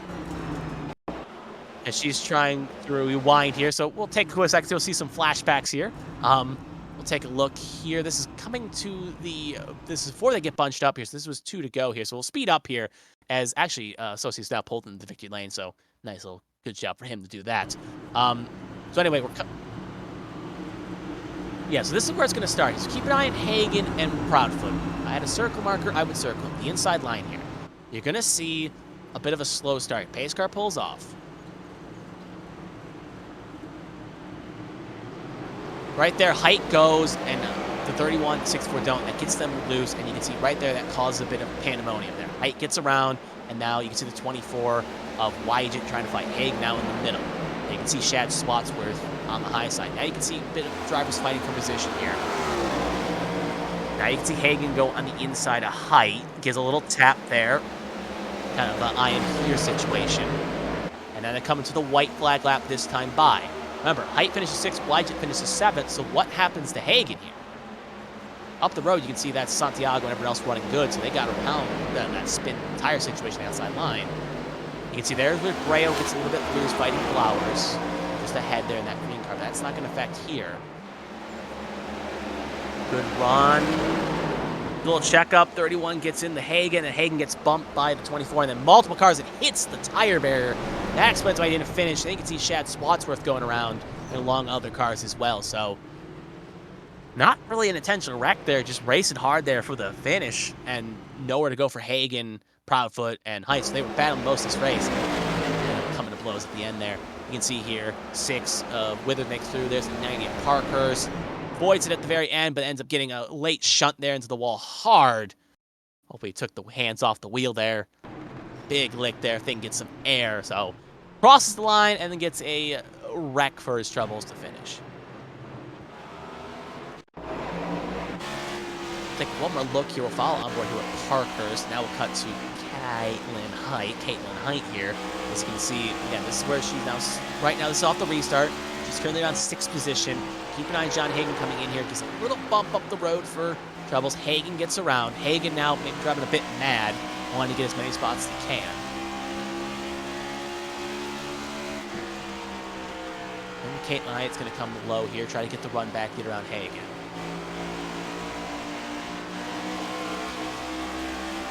Wall tap there. Goes low. Hagen then gets checked up here in this situation, trying to go low, and it's 2 drivers fighting for the same spot, and happened to be in the lane there. There was nothing intentional there. It was just unfortunate because Hagen was trying to go for the low side. Height happened to be there, and they were both trying to get around Proudfoot. So just an odd situation throughout. But anyway, though, it's going to do it for that. The very least there, obviously, he parked the victory lane. He's been waiting there patiently, as presumably we're going to get the interview drivers in here, Sosi, Blowers, and maybe Breo. So we'll bring Sosi in here first, and we'll now bring him in and we'll talk to him. So, Sosi, Joshua Sosi, this is Kevin Young in the booth. You got a copy? I gotcha. All right, I know I'm not normally the voice you hear on these races, but I've been filling in here, so I'll be doing the interviews as well. So, I'll start off here. We'll kind of start at the back at the beginning here. You seem to have a very good qualifying per se. How did that 81 truck feel during car feel good in qualifying? Did you feel like you had a strong 81? Yeah, especially having a pretty early draw and the track being super hot. I think when I went out, it was 134 degrees on the track, and some of the people that qualified in front of me definitely took advantage of some cloud cover, and it dipped down to about 121, and it makes a huge difference here in lap time, especially with the track not being rubbered up like it was at the end of the race. Mm-hmm. I guess we'll lead into the second question here. Obviously, early on, we saw you were one of those drivers that were able to kind of carve through the field. It seemed like some drivers kind of struggled to make moves. You, along with Caitlin Height, were very good at making moves to go up to the front here. So I guess I'll throw into my second question here. You seem to be very strong at overtaking while other cars kind of struggled. So what was the secret to that? What made it so it seemed like you were able to make passes better than the other cars around you? Uh, I think more than anything is just taking care of your equipment. I know Katie's really good at that too. So beginning of the race, we were just kind of in lockstep doing the same thing, maintaining position and not abusing the tires. And then you really had to wait for a slip up, or if you can get position, depending on watching them run through the corner. Um, it's really super hard to pass on the bottom here, but at the same time, you go to the top and it's just as easy to step on a line. So it's about patience. It reminded me a lot of Darlington or Atlanta, where just taking care of your equipment and letting everyone else use their stuff up. Mm-hmm.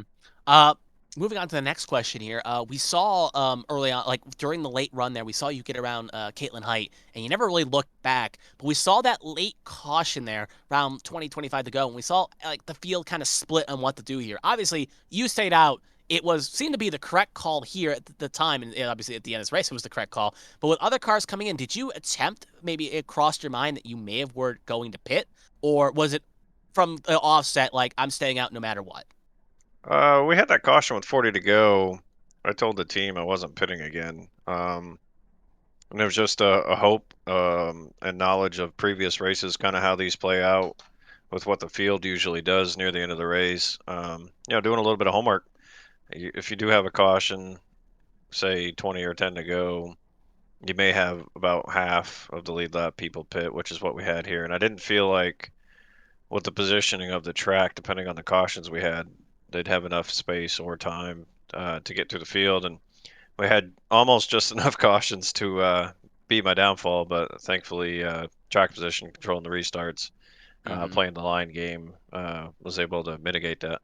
Yeah, because it definitely seemed a lot of those restarts we saw, all 12 of them, you were very good at getting good restarts, and obviously you made it work out to a T. One more question here at the very least. Obviously, with Michigan being next week, how do you feel about Michigan? Obviously, you know you were having a bit of a slump in the midseason. Now with this win, could it be a bit of a turning around? Do you think you can have a good showing at Michigan? I hope so. Like you said, it's been a rough. I don't even know what week we are, but ever since the power rankings came out, week 5 on to now, it feels like 2 months.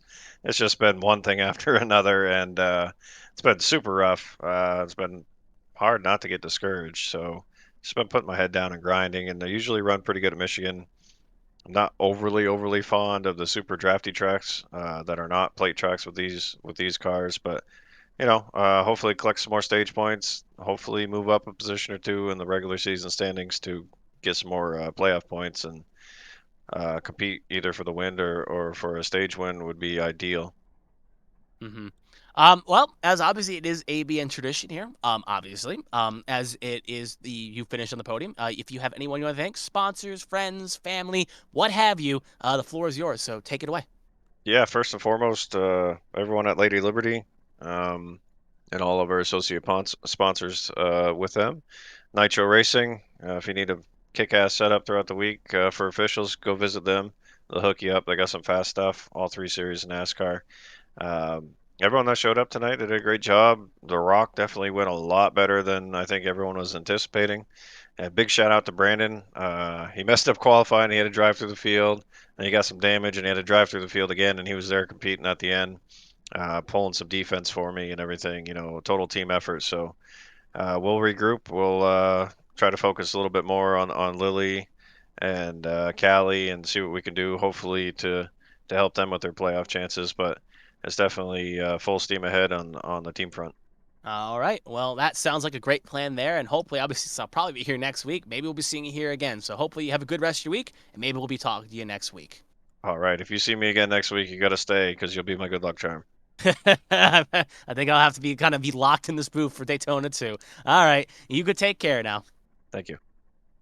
All right, that was our race winner, Joshua Sosi. So now we'll move on to Bobby Blowers, who got second position. So we'll see if we can get him in here. Bobby Blowers, this is Kevin Young in the ABM booth. You got a copy? Yep, I do. All righty. Well, first time hearing you outside the truck series, so we'll get to some good questions here. Obviously, qualifying. Well, again, we'll start beginning with qualifying. You had an alright qualifying run, but obviously you made up. You were about mid pack there, but maybe not the strongest. So, how did you feel from the qualifying to the race? Did you feel obviously as the race came on, you got stronger and stronger. So, like, I guess my question would be is that with qualifying being a little bit on the mid pack side and the race pace being a lot more stronger, how did you kind of overcome qualifying? If you Well, honestly, I've never been comfortable qualifying, especially with the next gen. I'm always concerned about even qualifying in because I'm an open car, but I know I have race pace, but yeah, I didn't even know what to do coming into this race. It just yeah. I'm I get bad. that. Hey, that's sometimes no plan can sometimes be a plan when you don't have to worry about the pressure in that.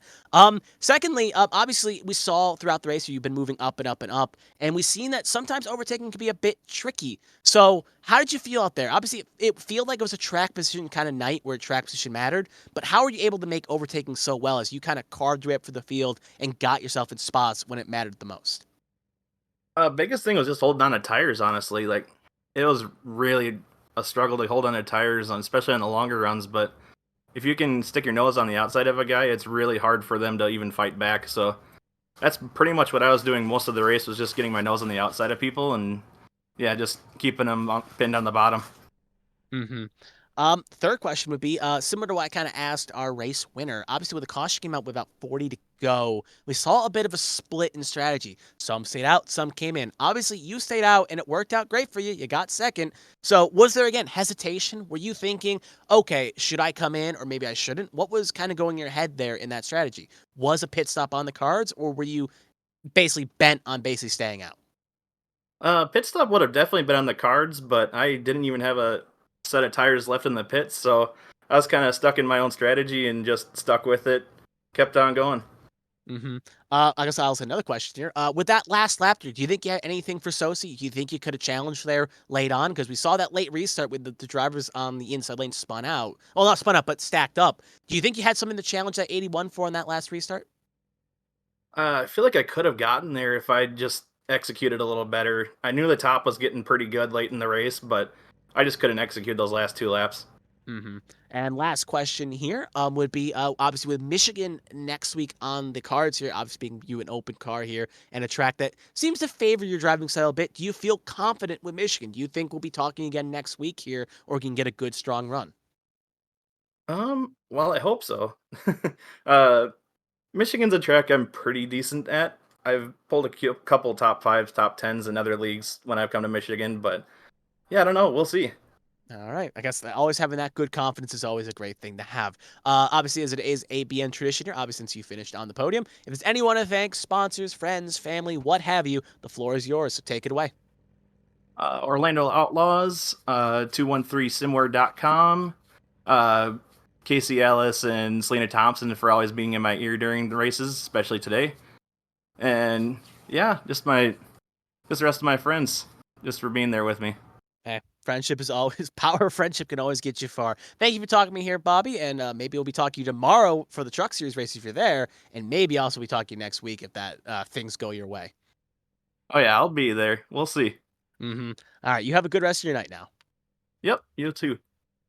All right, that was Bobby Blowers who finished second place. Obviously, we could not really get a hold of Jeremy Breo, so Breo will not be here. So we'll head to results here, and we'll show the final running order here, and then I think we'll giddy on up out of here.